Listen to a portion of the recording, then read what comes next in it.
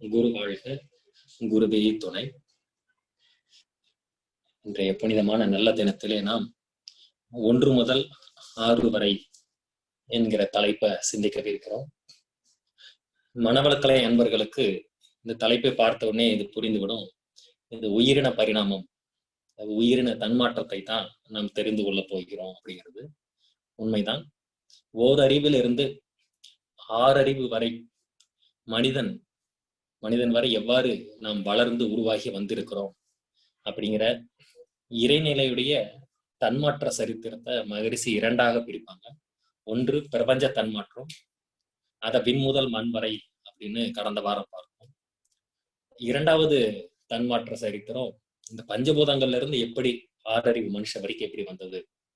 ஏன்னா இந்த செயின் கரெக்டா தெரிஞ்சுக்கிட்டோம்னா பின்னோக்கி போனா அது சுத்த வெளியில போய் முடியும். ஸோ பஞ்சபூதங்கள் வந்ததை பார்த்துட்டோம். பஞ்சபூதங்கள்ல இருந்து ஓரறிவுல இருந்து 6 அறிவு மனிதன் வரைக்கும் எவ்வாறு வந்துள்ளான் அப்படிங்கிறத மகரிஷி வழியிலையும் அறிவியல் பூர்வமாக இந்த 2 விதமாகவும் நம்ம மகரிஷியுடைய வழியில நம்ம இப்ப பார்க்கவிருக்கிறோம். முதல்ல 6 அறிவு மனுஷன் அப்படின்னு நம்ம சொல்றோம். 6 அறிவுனா என்ன அப்படிங்கிறத நம்ம மனிதன் வரும்பொழுது பார்க்கவிருக்கிறோம்.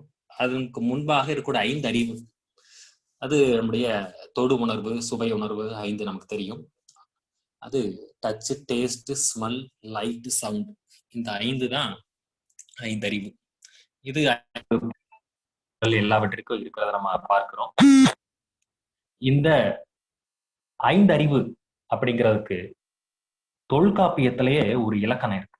அந்த தொல்காப்பியரை வணங்கி அந்த காலத்திலேயே அவரு இந்த பயாலஜில இருந்து மனிதன் வரைக்கும் எல்லாம் சிந்திச்சிருக்காரு அப்படிங்கிறத அவருடைய அறிவை வணங்கி நாம் இந்த உரையை தொடங்குகிறோம். தொல்காப்பியம், அது பேரே பார்த்தீங்கன்னா தொன்மையான ஒரு காப்பியம். அது எழுதப்பட்ட காலமும் யாருக்கும் தெரியாது, எழுதியவர் பெயரும் தெரியாது. அதனால நம்மளா ஒரு பெயர் வச்சோம், அதுதான் தொல்காப்பியர் அப்படிங்கிறது. வள்ளுவருக்குமே அப்படித்தான், வள்ளுவர்ங்கிறது இனப்பெயர் தான். அது மாதிரி இந்த தொல்காப்பியர் அவர் இந்த 1 முதல் 6 வரை அப்படிங்கிறத எப்படி சிந்திச்சிருக்காரு அப்படிங்கிறத இந்த படத்தில் உள்ள பாடல் மூலமாக நம்ம பார்க்க முடியும். நமக்கு மகரிஷியுடைய விளக்கத்தின் மூலமாகவும் தெரியும். இது போக இப்ப சயின்ஸ்லயுமே எல்லாருக்கும் தெரியும். ஓரறிவுனா டச், தொட்டா மட்டும் தெரியக்கூடியது தொடு உணர்வு. தோலும் நாக்கும் இருந்தா அது 2 அறிவு. இது பொதுவாகவே சயின்ஸ் வளர்ந்த காலத்துல எல்லாருக்கும் தெரியும். ஆனா குறைஞ்சது ஒரு 100-200 ஆண்டுகளுக்கு முன்பு வரை யாருமே இதை பத்தியெல்லாம் சிந்தித்து கிடையாது. நம்முடைய முன்னோர்கள் அறிவோடு சிந்திச்சு தொல்காப்பியத்துல எத்தனை 1000 ஆண்டுகளுக்கு முன்பாக எழுதி வச்சிருக்காங்க பாருங்க. 1 அறிவதுவே உற்று அறிவதுவே, 2 அறிவதுவே அதனோடு நாவே, 3 அறிவதுவே அவற்றோடு மூக்கே. இவராக வரிசையா சொல்றாங்க பாருங்க. 1 அறிவது, ஓரறிவு உயிரினம் அப்படின்னா அது உற்று அறிவது. உற்று அப்படின்னா தொட்டு உணர்வதுதான் உற்று அறிவது அப்படிங்கிறது. அப்போ தொடு உணர்வு மட்டும் இருக்கும் பொழுது அதற்கு பெயர் ஓரறிவு அப்படிங்கிறது. 2 அறிவது அதனோடு நாவே, அப்போ தோலும் இருக்கணும், வாயும் இருக்கணும். இந்த 2ம் சேர்ந்து இருந்தா அதுக்கு பேரு தான் 2 அறிவு உயிரினம். அதுதான் 2 அறிவது அதனோடு நாவே. 3வது 3 அறிவதுவே அவற்றோடு மூக்கே. இப்போ தோல், வாய், மூக், இந்த 3ம் இருந்தா அது 3 வகை, 3வது அறிவு. 4 அறிவது அவற்றோடு கண்ணே. அப்போ காதை தவிர கண் வரைக்கும் இருந்தா இது 4 அறிவு. 5வது அறிவு செவி. செவி இருந்தா பறவைகள், விலங்குகள் எல்லாருக்கும் செவி இருக்கு. சுவைகள் எல்லாமே 5 அறிவு. 6 அறிவது அவற்றோடு மனநே. அது கொஞ்சம் மிஸ்டேக்கா பிரிண்ட் ஆயிருக்கு. கடைசியா உள்ள 6 அறிவதுவே அதை மட்டும் நாம் எடுத்துக்கொள்வோம். 6 அறிவதுவே அவற்றோடு மனநே. மனம் உள்ளதுதான் 6 அறிவு அப்படின்னு தொல்காப்பியர் சொல்லியிருப்பாரு. மனம் அப்படின்னு பார்த்தா மற்ற 1 முதல் 5 வரைக்கும் இல்லையா அப்படின்னா இருக்கு.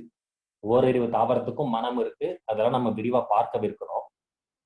ஆனா இந்த இடத்துல மனம் அப்படிங்கிறத சிறப்பா ஏன் மனுஷனுக்கு மட்டும் சொல்றாங்கன்னா இந்த இடத்துல இது அறிவு குறிக்கிறது. மனிதன்னா என்ன, மகரிஷி சொல்லுவாங்க இல்லையா, மனிதன் அப்படின்னா அந்த வார்த்தையை பிரிக்கணும். மனம் பிளஸ் இதன், மனதை இதமாக வைத்துக் கொள்பவன் மனிதன். அப்போ விலங்குகளுக்கும் மனம் இருக்கு. ஆனா அவைகளுக்கு கட்டுப்படுத்துவதும் தெரியாது. அவைகள் அறிவே விலங்கிடப்பட்டு இருக்கும். அந்த மனம்ங்கிற வார்த்தை எங்க இருந்து வந்துச்சு? மனிதன்கிற வார்த்தை மனம் பிளஸ் இதன்கிறது வந்தது. அப்ப மனம்ங்கிற வார்த்தையை மகரிஷி இன்னும் பிரிக்கிறாங்க. மண் பிளஸ் அப்படின்னு வரும். அம்னா இறைநிலையை குறிக்கும். மண் அப்படின்னாலும் இறைநிலையை குறிக்கும். மண் அப்படின்னா நம்ம நிலம் நினைக்கணும். 3 சொல்லி போட்டா அதாவது நிலம். இந்த மண் அப்படிங்கிறதுல 2 சொல்லி போட்டீங்கன்னா நிரந்தரமான, அழியாத, பெர்மனன்ட், பிரம்மம் அப்படிங்கிற இறைவனோடு தொடர்புடைய ஒரு வார்த்தை தான் மண் அப்படின்னு இருக்கும். இத வள்ளுவருடைய திருக்குறளையே நம்ம பார்க்கல. மண்ணுயிர் அப்படிங்கிற வார்த்தையை நிறைய இடத்துல வள்ளுவர் பயன்படுத்தி இருப்பார். மண்ணுயிருக்கு இன்னா செய்வது எவன்கோல் அப்படின்லாம் எழுதியிருப்பார்.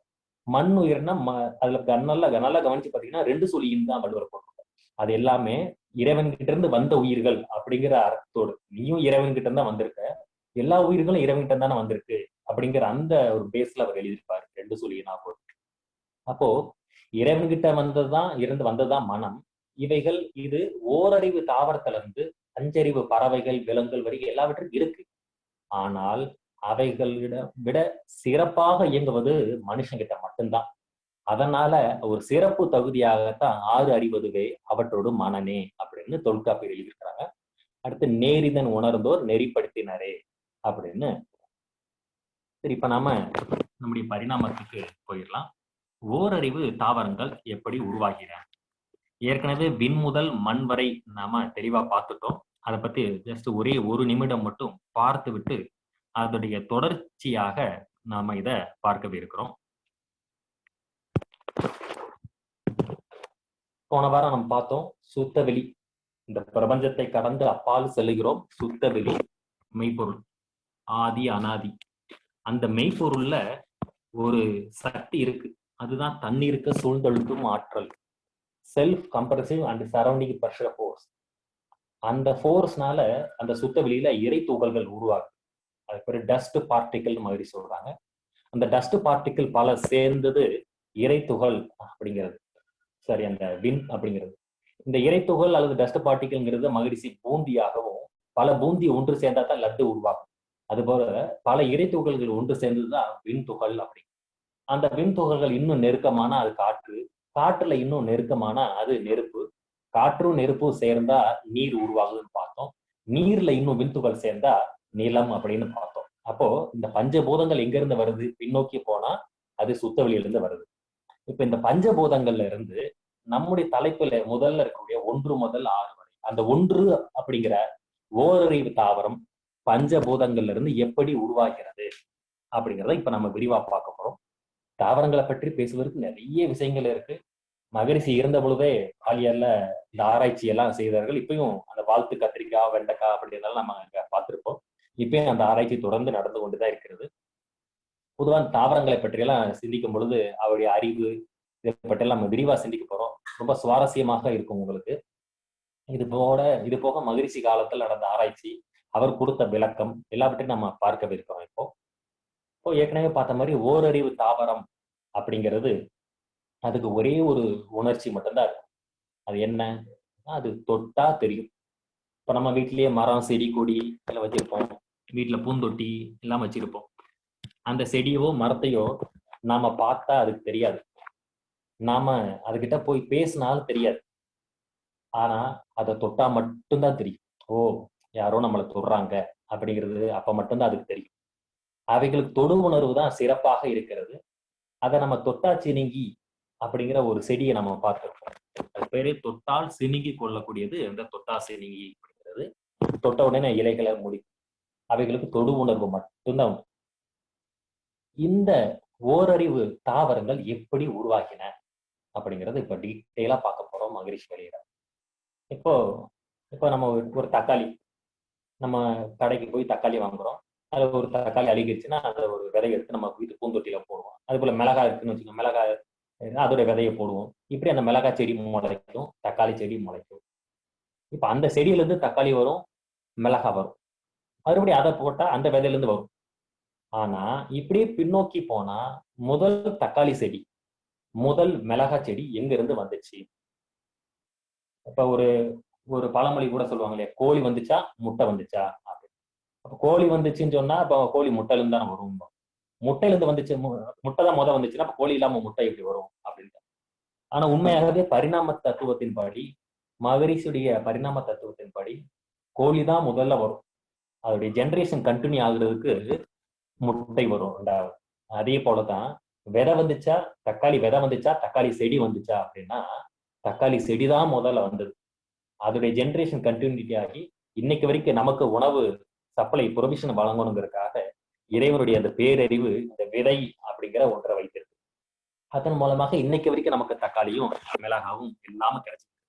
ஆனா ஆரம்பத்துல முதல்ல வந்தது எப்படி இந்த செடிகள் எல்லாம் உருவாகின்றன அப்படின்னா விதை இல்லாம, இப்ப நம்ம இந்த படத்துல கூட பார்க்கிறோம், ஏதோ ஒரு விவசாய ஒரு தோட்டம் மாதிரி இருக்கு. நிச்சயமாக இது விதை வச்சுதான் இந்த செடிகள் எல்லாம் இவங்க வச்சிருப்பாங்க. இந்த செடிக்கு பெயர் தெரியல. ஆனா பின்னோக்கி போனா பல ஆயிரம், பல லட்சம் அல்லது பல கோடி ஆண்டுகளுக்கு பின்னோக்கி போனா முதல்ல இந்த செடி எப்படி உருவாகி இருக்கும் அப்படின்னா புல் பூண்டுகள்ல இருந்து பரிணாமம் தன்மாற்றம் அடைந்துதான் இந்த செடி வந்திருக்கும். இது போன்ற பல செடிகள் இருந்து தன்மாற்றம் ஆகிதான் மரங்கள் வந்திருக்கும். அப்போ செடி மரம் இந்த இரண்டிற்கும் மூலம் எது அப்படின்னா புல் பூண்டுகள் தான். அந்த புல் பூண்டுகள் விதை இல்லாம வரும். மகரிஷி சொல்றாங்க, ஒரு மாக்கோளம் நூல்ல இந்த கதையை நீங்க பார்க்கலாம். மாக்கோளம் நூல்ல தேடி பாருங்க. வித்து இன்றி வித்து இன்றி புல் பூண்டுகள் சுத்த சுயமாயும் தோன்றும் வகையறிந்தால் வித்து முந்தியோ மரம் முந்தியோ என்ற விளக்கம் பெற்ற வித்தகனாவான். அதாவது வித்து இன்றி, அப்ப விதையே இல்லாமல் அப்படின்னு மகிழ்ச்சி சொல்றாங்க. வித்து இன்றி புல் பூண்டுகள் சுத்த சுயமாய் தோன்றும் வகையறிந்தால் வித்து முந்தியோ மரம் முந்தியோ என்ற விளக்கம் பெற்ற வித்தகனாவான் அப்படின்னா, அப்ப உண்மையாவே விதையே இல்லாம தானே புல் பூண்டு முளைக்குது. இத நாமளே நம்முடைய அனுபவத்துல பார்த்திருப்போம். இப்போ ஒரு ஒரு கிரவுண்ட் இருக்கு, ஒரு ஸ்கூல், ஒரு காலேஜ் கிரவுண்ட், பிளே கிரவுண்ட் இருக்கு. வெயில் காலத்துல ரொம்ப வறட்சியா இருக்கும், காஞ்சி இருக்கும். ஆனா மழை பெஞ்சு அப்ப எந்த ஒரு புல்லு எதுவுமே முளைக்காது. ஆனா மழை பெஞ்சு ஒரு 2 நாள் 4 நாள் கழிச்சு அந்த கிரவுண்ட் எல்லாம் பசுமையா இருக்கும். இப்ப எங்க இருந்து இந்த செடிகள் முளைத்தது? ஏன் அதுக்கு முன்னாடி முளைக்கல அப்படின்னா, பஞ்சபூதங்கள் எங்க சரியான விகிதாச்சாரத்துல இருக்கோ அங்க ஒரு ஹோலிஸ்டிக் ரேஷியோ இருக்கு அப்படின்னு மகிழ்ச்சி சொல்லுவாங்க. இத தமிழ்ல மகிழ்ச்சி சொல்லும் பொழுது தெய்வீக விகிதாச்சாரம். இந்த வார்த்தைகளெல்லாம் நல்லா ஞாபகத்துல வைத்துக் கொள்ளணும். மகரிஷி பயன்படுத்திய தமிழ் மற்றும் ஆங்கில வார்த்தைகள். இங்கிலீஷ்ல என்ன சொல்றாங்க? ஹோலிஸ்டிக் ரேஷியோ, தமிழ்ல தெய்வீக விகிதாச்சாரம் அப்படின்னு சொல்றோம். அப்போ பஞ்சபூதங்கள்ல எங்க ப்ராப்பரா ஒரு தெய்வீகமான ரேஷியோ இருக்கோ அங்க தானாகவே விதையே போடாம ஓரறிவு தாவரங்கள் முளைத்து விடும். அந்த ஜெனரேஷன் கண்டினியூ ஆகிறதுக்காக இறைவனுடைய பேரறிவு அதுக்குள்ள விதை ரெண்டாவது உருவாகும். ஆனா முதல்ல அந்த செடி முளைச்சதுக்கு விதை எங்க இருக்குன்னா அந்த பஞ்சபூதங்கள் தான் விதை. இப்ப நம்ம அந்த கிரவுண்டுக்கு வருவோம். இப்ப வெயில் காலத்துல காஞ்சி இருக்கு. இப்ப 4 நாள்ல எப்படி புல்லு முளைக்குது அப்படின்னா பஞ்சபூதங்கள் கரெக்டா இருக்கணும். ஃபர்ஸ்ட் நிலம், நிலம் அங்க இருக்கு. அடுத்து நெருப்பு, மேல இருந்து சூரிய வெளிச்சம் படுகுது, ஸோ நெருப்பு அங்க இருக்கு. அடுத்து காற்று, மண்ணுக்கு மேலையும் மண்ணுக்கு ஊடுருவியும் காற்று உள்ள ஊடுருவி எல்லாம் போகும், காற்று இருக்கு. அடுத்து விண், இந்த விண் இவர் தான் மற்ற 4 பூதங்களாகவும் வந்திருக்கிறாரு. அதனால இவர் எல்லா இடத்துலயும் இருப்பாரு. ஸோ இந்த 4 பூதங்கள் இருக்கு. மிச்சம் ஒண்ணுதான் குறையுது, அதுதான் தண்ணி. இப்ப மழை பெஞ்சு அந்த தண்ணியும் சேர்ந்த உடனே பஞ்சபூத கலவையில தானாகவே பாருங்க அந்த கிரவுண்ட்ல ஒரு டிசைன் 2 டிசைன் இல்ல, பலவிதமான டிசைன்ல புல் பூண்டு செடிகள் எல்லாம் முளைக்கும். அவைகள் இருந்து இலைகள் விதவிதமா ஒழுங்கமைப்போட வரும், அதுல விதையெல்லாம் வரும். ஆனா முதல் அது விதை இல்லாம தான் வரும். இப்ப நம்ம நினைக்கலாம், இல்ல அந்த கிரவுண்ட்ல ஏற்கனவே விதையெல்லாம் சிந்தி இருக்கும்ல. அதுக்கு இதை நாம புரிந்து கொள்வதற்காக இன்னொரு டெஸ்ட் கூட பண்ணலாம். ஒரு கிரவுண்ட்ல நல்லா மணலை எடுத்து நல்லா ஃபில்டர் பண்ணி, நல்லா மைக்ரோஸ்கோப்ல எந்த ஒரு விதையும் இல்லைன்னு பார்த்து ஃபில்டர் பண்ணி ஒரு பூந்தொட்டியில நிரப்பி நம்ம வீட்டு மாடியில போய் வச்சு நம்ம தண்ணி ஊத்திக்கிட்டே வந்தா தானாகவே பலவிதமான செடிகள் அதில் முளைக்கும். அப்போ எங்க இருந்து வந்துச்சு அப்படின்னா அந்த பஞ்சபூதங்கள் தான் அந்த செடிக்கு. நம்ம வீட்டு மாடியில வச்ச அந்த பூந்தொட்டியில அந்த செடியில வரக்கூடிய அந்த செடிகள்ல பூ வரும், அதுலயும் விதை வரும். ஆனா நம்ம ஃபில்டர் பண்ணில கொண்டு வந்து மாடியில எல்லாம் கொண்டு போய் வச்சோம், இந்த விதை பறந்து கூட வந்திருக்காதே. பஞ்சபூதங்கள் தான் செடிக்கு விதை. அதைத்தான் மகிழ்ச்சி சொல்றாங்க. அந்த கவியை மகிழ்ச்சி பயாலஜில தாவரங்களை பத்தி சிந்திச்சத எப்படி சொல்றாரு பாருங்க. வித்து இன்றி புல் பூண்டுகள் சுத்த சுயமாய். இப்ப இந்த சுத்த சுயமாய்ங்கிற வார்த்தையை இறைவனோடு நம்ம ஒப்பிட்டு கொள்ளணும். மகரிஷி சுத்த வெளியே தானே சுயமானது.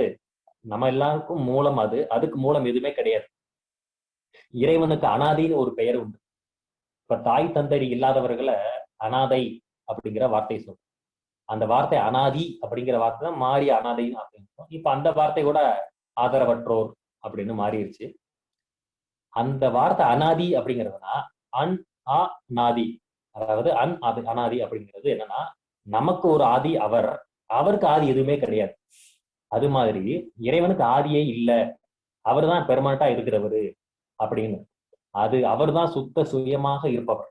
அதே வார்த்தைய இந்த புல் பூண்டுகள் சுத்த சுயமாக தோன்றுகின்றன அப்படி மாதிரி சொல்லுவது எந்த பேச வச்சு தோன்றுகின்றன அப்படின்னா இந்த பஞ்சபூதங்கள் தான் விதை. சரி, இந்த தாவரத்துல இருந்து இன்னைக்கு நம்முடைய தலைப்புல 1 முதல் 6 வரையும் போட்டிருக்கோம். அப்ப தாவரங்கள் வரப்போகுது, புழு, எறும்பு, அப்புறம் பாம்பு, பல்லி, நண்டு, பறவைகள், விலங்குகள், மனுஷ வரைக்கும் ஃபுல்லா பயாலஜி பத்தி தான் நம்ம சிந்திக்க இருக்கிறோம். இந்த ஃபுல் பயாலஜியை பத்தி இப்ப நாம ஏன் சிந்திக்கணும் அப்படிங்கிறத பத்தி மகரிஷி சுருக்கமா ஒரே ஒரு கவியில 2 வரி கவியில சொல்றாங்க. இறைவனுடைய தன்மாற்ற சரித்திரம் 2 சொன்னோம் இல்லையா. ஒண்ணு இந்த பிரபஞ்ச தன்மாற்றம், இன்னொன்னு உயிரின தன்மாற்றம். இந்த 2 தன்மாற்றத்தையும் மகரிஷியுடைய பேரறிவு பாருங்க ஒரே ஒரு கவியில அடக்கி கொண்டு வருது. அதுதான் மகரிஷி சொல்றாங்க, இறைநிலை கனிமங்களிலே உறங்குகிறது, தாவரங்களிலே விழித்து எழுகிறது, விலங்குகளிலே நடக்கிறது, மனிதனிலே சிந்திக்கிறது. பாருங்க, இறைநிலை கனிமங்களிலே உறங்குகிறது. கரெக்ட் தானே? மகரிஷி இதை எப்படி சிந்திச்சிருக்கிறாரு பாருங்க. இறைநிலை கனிமங்களிலே உறங்குகிறது. பூமி இந்த மண்ணை எடுத்துக்குவோம். இது இறைநிலை தான் மண்ணாக வந்திருக்கு. ஆனா மண்ணு தூங்கிட்டு இருக்கிற மாதிரி தானே இருக்கு. இறைநிலை இந்த மண்ணுல தூங்கிட்டு இருக்கிற மாதிரி இருக்கு. அதுதான் கனிமங்களிலே உறங்குகிறது. ஏன்னா தண்ணின்னு சொன்னா கூட அது ஓடிக்கிட்டு இருக்கும் இல்லையா. அதனால மகிழ்ச்சி கனிமம்னு மண் தத்துவத்தை சொல்றாரு. இறைநிலை கனிமங்களிலே உறங்குகிறது, தாவரங்களிலே விழித்து எழுகிறது. அப்போ தாவரங்கள், அப்ப பூமியில இருந்து நம்ம வீட்டுல ஒரு செடி வைக்கிறோம், மரம் வைக்கிறோம்னா அது மேல் நோக்கி வளருவத மகரிஷி எப்படி இமேஜின் பண்ணி இருக்கிறாங்க பாருங்க. தூங்கிக்கிட்டு இருக்கிற ஒருத்தன் திடீர்னு எந்திரிச்சு உட்கார்ந்தா எப்படி இருக்கும்? அது மாதிரி இறைநிலை கனிமங்களிலே உறங்குகிறது, தாவரங்களிலே விழுத்து எழுகிறது. இப்ப அந்த கிரவுண்டு கூட வச்சுக்கலாம். இறைநிலை அந்த கிரவுண்டிலே உறங்கி கொண்டிருக்கிறது. மழை பெஞ்சு 4 நாள் கழிச்சு புல் பூண்டுகளாக விழித்து எழுகிறது அப்படின்னு வைத்துக் கொள்ளலாம்.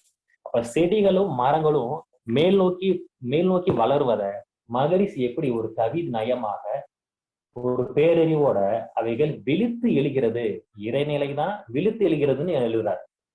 அடுத்து விலங்குகளிலே நடக்கிறது. நம்முடைய தலைப்புடைய சாராம்சத்தை மகரிஷி எப்படி சொல்றாங்க பாருங்க. விலங்குகளில நடக்கிறது. இந்த ஓரறிவுல விட்டுட்டு 2 அறிவுல இருந்து நான் 5 அறிவு வரைக்குமே விலங்குனே வச்சுக்குவோம். இந்த 2 அறிவு புழுவுல இருந்து 5 அறிவு பறவைகள், விலங்குகள், குரங்குகள் இது வரைக்கும் இதெல்லாம் என்ன செய்யுது? விலங்குகளிலே நடக்கிறது. அவைகள் நடக்க மட்டும்தான் செய்யும். அதனால்தான் அவைகளுக்கு பேர் கால்நடை. நம்ம நினைப்போம், என்ன அனிமல்ஸுக்கெல்லாம் கால்நடை தமிழ்ல பேர் வச்சிருக்காங்க. நம்மளும் கால்ல தானே நடக்கிறோம். அப்ப நம்மளும் கால்நடையா கொள்ளக்கூடாதா அப்படின்னா, விலங்குகள் காலால மட்டும்தான் நடக்கும். ஆனா மனிதன் மனதாலையும் நடப்பான், அவன் அறிவாலையும் நடப்பான். இதுதான் மனிதனுக்கும் விலங்குகளுக்கும் உள்ள வித்தியாசம். ஏற்கனவே சொன்ன மாதிரி 6 அறிவுங்கிறது மனமே அப்படின்னு தொல்காப்பியர் சொன்னாருன்னு சொன்னோம். மனங்கிறது எல்லாத்துக்கும் இருக்கு, ஓரறிவுல இருந்து இருக்கு. ஆனா சிறப்பாக யாருக்கிட்ட இருக்கு அது அப்படின்னா நம்ம கிட்ட மட்டும்தான் இருக்கு. அதே மாதிரி காலால நடக்கும், நம்மளும் நடக்கிறோம், அதுகளும் நடக்கும். ஆனா எது சிறப்பாக இருக்குன்னா விலங்குகள்கிட்ட தான் காலால நடக்கிற சிறப்பாக இருக்கு. ஏன்னா நாம அறிவாளியும் நடக்கிறதுனால நம்மள அந்த லிஸ்ட்ல வைக்காம அனிமல்ஸை மட்டும் கால்நடை லிஸ்ட்ல முன்னோர்கள் வச்சிருக்கிறாங்க. கடைசி என்ன சொல்றாங்க? மனித நிலை சிந்திக்கிறது அப்படின்னு. அப்போ மனித நிலை சிந்திக்கிறது நாம தான். இப்ப நம்ம சிந்திக்கிறோம், இறைவன் யாரு, எங்க, நான் யார் எல்லாம் சிந்திக்கிறோம். அப்போ ஒரே இறைவன் தான் 4 அவதாரம் எடுத்திருக்கிறார். கனிமங்களிலே உறங்குகிறது, தாவரங்களிலே விழுத்தெழுகிறது, விலங்குகளிலே நடக்கிறது, மனிதனிலே சிந்திக்கிறது. இத நம்முடைய முன்னோர்கள் அந்த காலத்திலேயே தசாவதாரத்துல உயிரின பரிணாமம், பிரபஞ்ச பரிணாமம் எல்லாம் சொல்லியிருப்பாங்க. வைணவத்துல நம்முடைய சமய பெரியவர்கள் முன்னோர்கள் எப்படி யோசிச்சு வச்சிருக்காங்க பாருங்களேன். நம்முடைய சென்னையில ஒரு கோவில், திருநீர்மலை அப்படின்னு ஒரு கோவில் இருக்கு. குரோம்பேட் பக்கத்துல, அந்த பக்கம் குன்றத்தூர் பக்கத்துல இருக்கு திருநீர்மலை அப்படின்னு. அந்த மலைக்கு போனோம்னா அங்க இருக்கக்கூடிய தலை இறைவன் 4 கோலங்களை காட்சியளிப்பார். அதாவது கிடந்தான், இருந்தான், நின்றான், நடந்தான் அப்படின்னு பெருமாளை, விஷ்ணுவை 4 கோலங்களை தரிசிக்க முடியும். இறைவன் பெருமாள் படுத்திருப்பார் ஒரு இடத்துல, அதே அவர் நரசிம்மராக எந்திரிச்சு உட்கார்ந்திருப்பார். அடுத்து எந்திரிச்சு நிப்பாரு, ராமரா ஏதோ ஒரு இடத்துல நிற்பார். அடுத்து நடப்பார், அவர் தான் வாமன அவதாரத்துல 3 அடி கேட்பார் இல்லையா.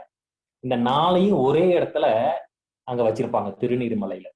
அப்போ மகரிஷியுடைய இந்த கவிக்கு பொருத்தமாக எத்தனை ஆயிரம் ஆண்டுகளுக்கு முன்பாக இந்த இறைவனுடைய தன்மாற்ற சரித்திரத்தை, பிரபஞ்ச பரிணாமத்தையும் உயிரின பரிணாமத்தையும் விளக்கும் விதமாக ஒரு முன்னோர்கள் பேரறிவோட இந்த பெருமாளுடைய 4 அவதாரங்களை சேர்த்து ஒரே ஒரு இடத்துல வச்சிருக்கிறாங்க. அது இந்த ஒரு இடமும் இன்னும் வேற ஏதோ ஒரு கோவிலுக்கு கேள்விப்பட்டேன். சென்னையில சிறப்பாக மகரிஷியுடைய கவிக்கு பொருத்தமாக முன்னோர்களுடைய பேரறிவு பாருங்க. பெருமாள் படுத்து கொண்டிருப்பதுதான் இறைநிலை கனிமங்களிலே உறங்குகிறது. தாவரங்களிலே விழித்து எழுவதுதான் அவர் நரசிம்ம அவதாரத்துல உட்கார்ந்து கொலை செய்வாரு அந்த அரக்கனை. அடுத்து விலங்குகளில நடக்கிறது அப்படிங்கிறது அந்த இடத்துல நடப்பதை குறிப்பதற்காக 3 அடி வாமனனை குறிக்கும். மனிதனிலே சிந்திக்கிறது அப்படிங்கிறது நம்முடைய 6வது அறிவு சிறப்பா நின்று கொண்டிருப்பது. அடுத்து 4 கட்டமாக வளர்ச்சியை அந்த வரிசையில் சொல்றாங்க. அது எக்ஸாக்டா அந்த கவியோட பொருத்த முடியாதாலும் அந்த வளர்ச்சியை அவங்க முன்னோர்கள் ஒரே இடத்துல வைத்திருப்பது அவருடைய பேரறிவை நாம விளங்கிக் கொள்ள முடிகிறது. இப்போ இந்த ஓரறிவு தாவரத்துடைய சிறப்பு அம்சங்களை இப்ப நம்ம பார்க்க இருக்கிறோம். முதல் காரியமாக இவைகளுக்கு மனசு இருக்கா அப்படிங்கிறத பார்க்க போறோம். இப்ப நீங்க இந்த படத்துல ஒரு கற்றாழை செடி, ஒரு பாலைவனத்துல இருக்கிற தாவரங்களை நீங்க பாக்குறீங்க. இந்த பாலைவன தாவரங்கள் தான் உண்மையாகவே இந்த ஓரறிவு தாவரங்களுக்கெல்லாம் மனம் இருக்கு அப்படிங்கிறதுக்கு ஒரு மெஷின் இல்லாம வெளிப்படையாக பாமர மனிதனும் சிந்தித்து எளிமையாக சிந்தித்தா புரிந்து கொள்ளக்கூடிய ஒரு உதாரணங்கள் தான் பாலைவன தாவரங்கள். அதற்கு உதாரணமா தான் இந்த படத்தை வச்சிருக்கோம். இந்த படத்தை பார்க்கறதுக்கு முன்னாடி தாவரங்களுக்கு மனசு இருக்கா அப்படிங்கிறத பார்க்கறதுக்கு முன்னாடி தாவரங்களுக்கு உயிர் இருக்கா அப்படின்னா, உயிர் இருக்குங்கிறது நம்ம எல்லாருக்குமே தெரியும். தாவரங்களுக்கு நிச்சயமாக உயிர் இருக்கு. அதை கண்டுபிடிச்சதே நம்முடைய இந்தியாவில் வாழ்ந்த ஒரு சயின்டிஸ்ட். தாவரங்களுக்கு உயிர் இருக்குன்னு கண்டுபிடிச்சவர் ஜெகதீஷ் சந்திரபோஸ் அப்படிங்கிற ஒரு சயின்டிஸ்ட், ஒரு பயாலஜிஸ்ட். அவரு பயோடெக்னாலஜிஸ்ட், இந்த மாதிரி நிறைய சொல்லலாம். அவரு இந்த ஜெகதீஷ் சந்திரபோஸ் தான் இவைகளுக்கு உயிர் இருக்குன்னு கண்டுபிடிச்சாரு. ஆனா அவருக்கு முன்னாடியே நம்முடைய முன்னோர்கள் இதை உணர்ந்துதான் இருந்தாங்க. அதனாலதான் நம்முடைய வள்ளலார், மகரிஷியுடைய குருவான ராமலிங்க வள்ளலார்னு சொன்னாலே நமக்கு என்ன ஞாபகத்துக்கு வரும்? வாடிய நெற்பயிரை கண்ட போதெல்லாம் வாடினேன் அப்படிங்கிறத ஞாபகத்துக்கு வரும். வாடிய நெற்பயிரை கண்ட போதெல்லாம் வாடினேன். அப்ப நெற்பயிருக்கும் செடி மனசு இருக்கு, அது வாடுவதெல்லாம் அதோடைய அந்த இயல்பை இவரும் ஃபீல் பண்ணி உணர்ந்து எழுதியிருக்கிறாருங்கிறத, அவைகளுக்கு மனம் இருக்கு அப்படிங்கிறத நம்ம தெரிஞ்சுக்கலாம். இன்னொரு உதாரணம், இப்ப வள்ளலார் கூட இப்பதானே வாழ்ந்தாங்க, ஜெகதீஷ் சந்திரபோஸ் அதுக்கடுத்து இப்ப வந்ததானே. ஆனா 2000 வருஷத்துக்கு முன்னாடி வள்ளுவரே திருக்குறள்லயே பாத்தீங்கன்னா தாவரங்களுக்கு மனம் இருக்கு அப்படிங்கிறத ஆதாரத்தோ அதை நாம உணர்ந்து கொள்வதற்காக ஒரு குறள் எழுதியிருப்பாரு. அந்த குறள் தான் இது. இன்பத்து பால்ல தான் இந்த குறள் நீங்க பார்க்க முடியும். ஆனா பொருத்தமாக இருக்கும். ஊடியவரை உணராமை வாடிய வள்ளி முதல் அறிந்தற்று அப்படின்னு எழுதியிருப்பாரு. மகரிஷி இந்த இன்பத்து பால்ல திருக்குறள் உட்பொருள் விளக்கம் அப்படின்னு எழுதிய மகரிஷி இன்பத்து பால்ல இருக்கிற எந்த ஒரு பாடலையும் எழுதலையே அப்படின்னு நம்ம நினைச்சுக்கிட்டு இருக்கோம். அப்படியெல்லாம் இல்ல. கவலை ஒழித்தல், நம்ம கவலை ஒழித்தல் படிச்சு பார்த்திருப்போம். மகரிஷி அந்த புக்ல, திருக்குறள் புக்ல 50 குறளுக்கு விளக்கம் எழுதியிருப்பாங்க. கவலை ஒழித்தல் பத்தி மனவளக்கலை பாகம் 1ல சொல்லியிருப்பாங்க. தன் துன்பத்திற்கு யாரே துணையாவார், தாமுடைய நெஞ்சம் துணையல் வழி அப்படின்னு. நமக்கு வரக்கூடிய கஷ்டங்களுக்கும் துன்பங்களுக்கும் நமக்கு வரக்கூடிய மன வேதனைகளுக்கு நமக்கு யாருதான் துணையா இருக்க முடியும்? நம்ம மனசுதானப்பா துணை அப்படின்னு சொல்லியிருப்பார். இந்த குறள் வள்ளுவர் 3வது பாலில் சொன்னாலும் கவலை ஒழித்தலுக்கு எவ்வாறு பொருத்தமாக உள்ளது பாருங்கள் அப்படின்னு. ஸோ மகரிஷி வழியிலேயே அதே போல தாவரங்களுக்கு மனம் இருக்கு அப்படிங்கிறத அவர் சொல்வாரு. ஊடியவரை உணராமை, வாடிய வள்ளி முதல் அறிந்தற்று. முதல்னா வேர். அதாவது நம்ம ஒருத்தர் கூட மனஸ்தாபத்தோட இருக்கிறோம். அவர் ஏற்கனவே வருத்தத்தோட இருக்கிறாருன்னு தெரியும். ஆனாலும் அவர்கிட்ட அந்த வருத்தத்துக்கு உண்டான காரணத்தை கேட்காம அவர் இன்னும் புறந்தல்னா எப்படி இருக்கும், அவரை இக்னோர் பண்ணா எப்படி இருக்குங்கிறது. ஏற்கனவே ஒரு செடி வாடி போயிருக்கு, அது வேரோட புடுங்கினா எப்படி இருக்கும், அப்படி அது மாதிரின்னு சொல்ல. ஊடியவரை, அதாவது ஊடல் கொண்டவரை உணராமை, வாடிய வள்ளி, வள்ளினா கொடின்னு அர்த்தம், செடி கொடிகள். வாடிய வள்ளி வேறு அறிந்தற்று, அதான் முதல் அறிந்தற்று. அப்போ தாவரங்களுக்கு மனசு இருக்கு அப்படிங்கிறத வள்ளலாறுல இருந்து அந்த காலத்துல வள்ளுவர் வரைக்கும் எல்லாரும் நிரூபிச்சிருக்கிறாங்க.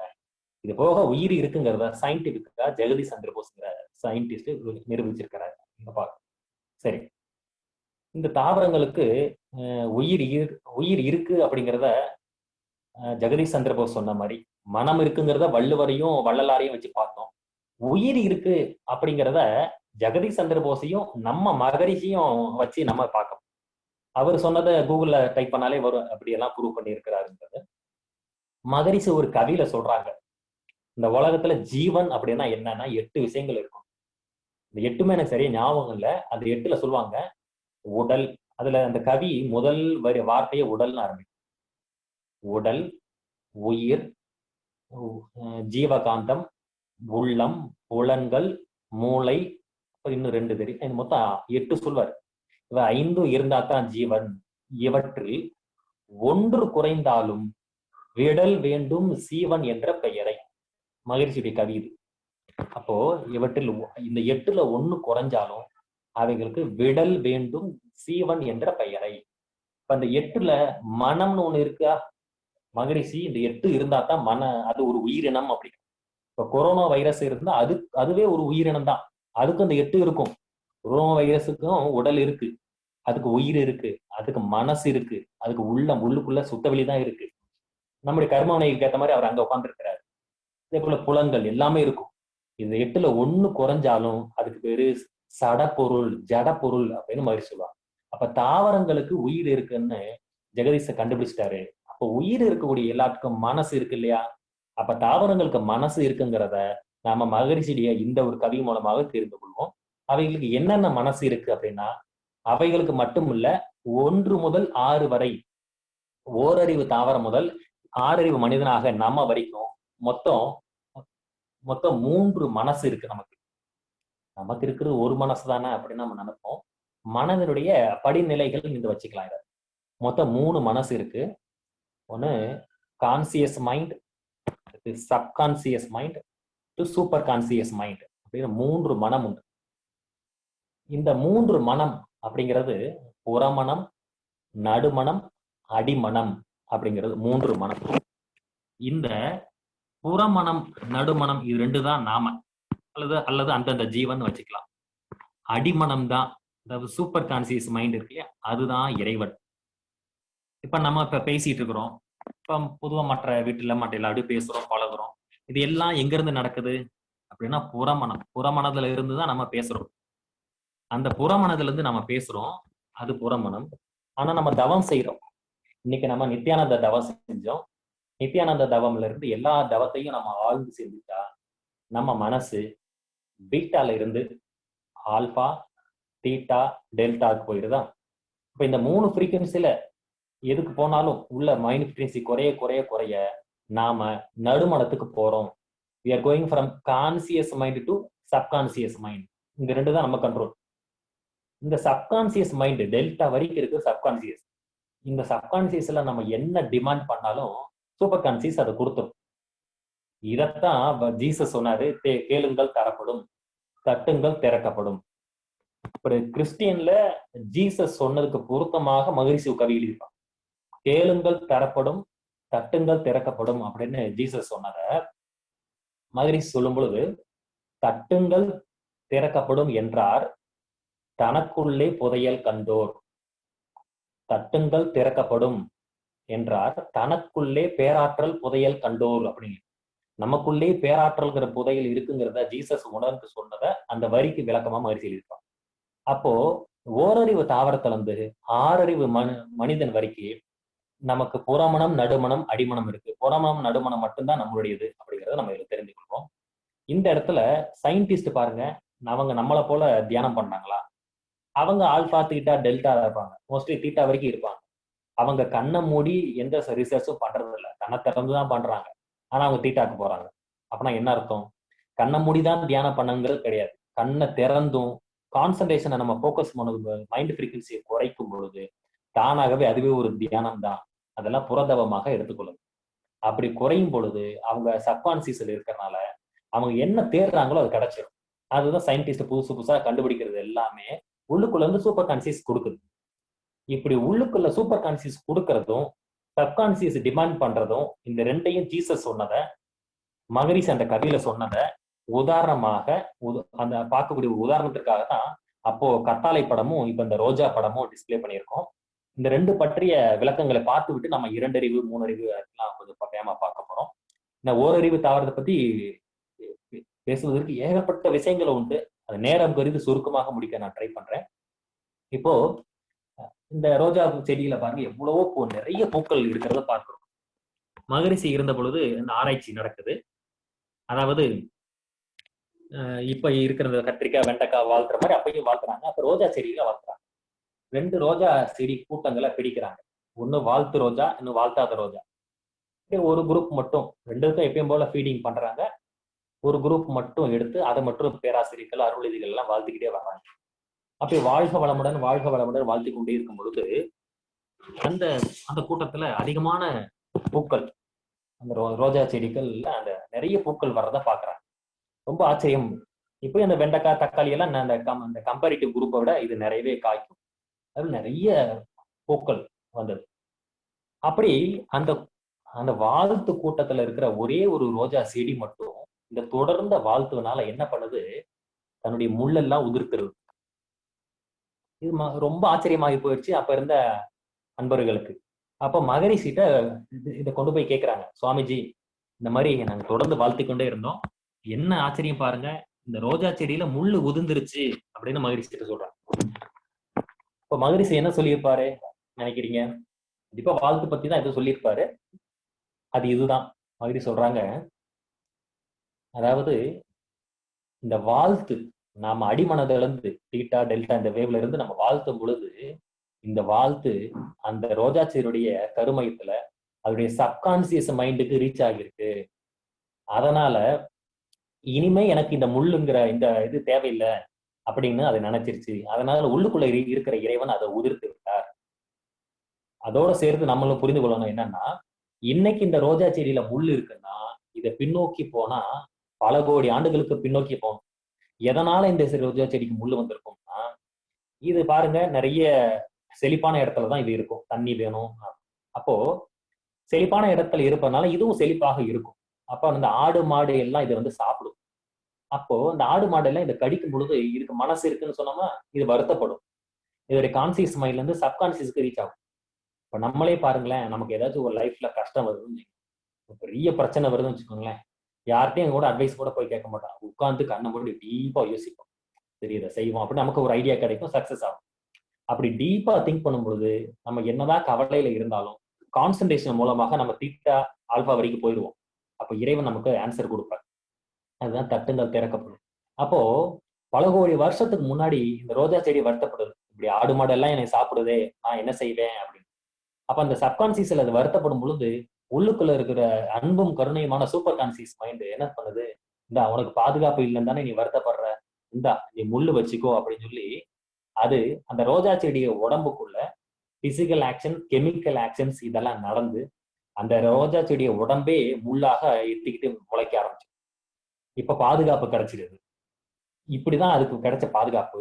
பல லட்சம் பல கோடி ஆண்டுகளாக தொடர்ந்து வந்த அந்த பாதுகாப்பு இன்னைக்கு வாழ்க வளமுடன்கிற வாழ்த்து மூலமாக அந்த ரோஜா செடிக்கு பாதுகாப்பு கிடைச்சி ஒரு குறிப்பிட்ட நாட்கள்லயே அந்த முள்ளு செடிய முட்களை உதிர்த்து விட்டு.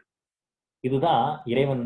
இறைவன் அந்த உயிர்களுக்கும் மனம் கொடுத்திருக்கிறாரு, அறிவு கொடுத்திருக்கிறாரு, உயிர் கொடுத்திருக்கிறாரு அப்படிங்கிறத நம்ம புரிந்து கொள்ளணும். இதற்கு உதாரணமாக ஜெகதீஷ் சந்திர போஸையும் சேர்த்து சொல்லியிருந்தோம். அவருடைய உதாரணத்தையும் இப்ப நம்ம சேர்த்து பார்த்துருவோம். அவருடைய வாழ்க்கையில ஒரு சம்பவம் நடந்தது. அவர் அமெரிக்காவில் இருக்கும் பொழுது அவருடைய குரு பேரு யோகானந்தர் அப்படிங்கிறவர். அப்போ தன்னுடைய வீட்டு மாடியில ஒரு கள்ளி செடி வச்சிருக்கிறார். அந்த கள்ளி செடியை தன்னுடைய குரு கிட்ட காமிக்கிறாரு. அந்த கள்ளி செடியில முல்லை இல்லை. அப்ப அவருடைய குரு கேட்கிறார், என்ன ஜெகதீஷ், இந்த செடியில முல்லை இல்லையே, கத்தாழைனாலே முள்ளு இருக்குமே, ஏன் முல்லை இல்லை அப்படிங்க. ஒண்ணுமில்ல குருவே, இந்த கத்தாழை செடிக்கும் ஆரம்பத்துல முள்ளெல்லாம் இருந்தது. ஆனா நான் இந்த செடியை பார்த்து தினந்தோறும் வாழ்த்தி கொண்டே வருவேன், இந்த செடிக்கிட்ட தினமும் பேசுவேன் அப்படிங்கிறார்.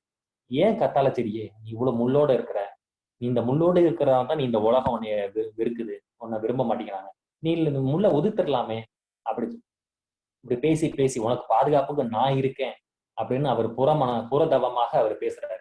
இதை கேட்டு கேட்டு கேட்டு கொஞ்சம் கொஞ்சமா அந்த கத்தாழை செடி முள்களை உதிர்த்து விட்டு. இது போன்ற சம்பவங்கள் அவருடைய புக்ல நிறைய பார்க்க முடியும். நிறைய ஒரு இந்தியாவில் இருக்கும் பொழுது அவர் ஒரு தென்னந்தோப்பு வழியா போவாரு, சைக்கிள்ல போவாரு. அப்போ அந்த தென்னந்தோப்பு ஓனர் பேசிட்டு இருப்பாரு வியாபாரிகிட்ட, இந்த சரி இந்த மரமே இந்த தோப்பை காய்க்க மாட்டேங்குதுன்னு சேல்ஸ் பண்றதுக்காக பேசிட்டு இருப்பாரு.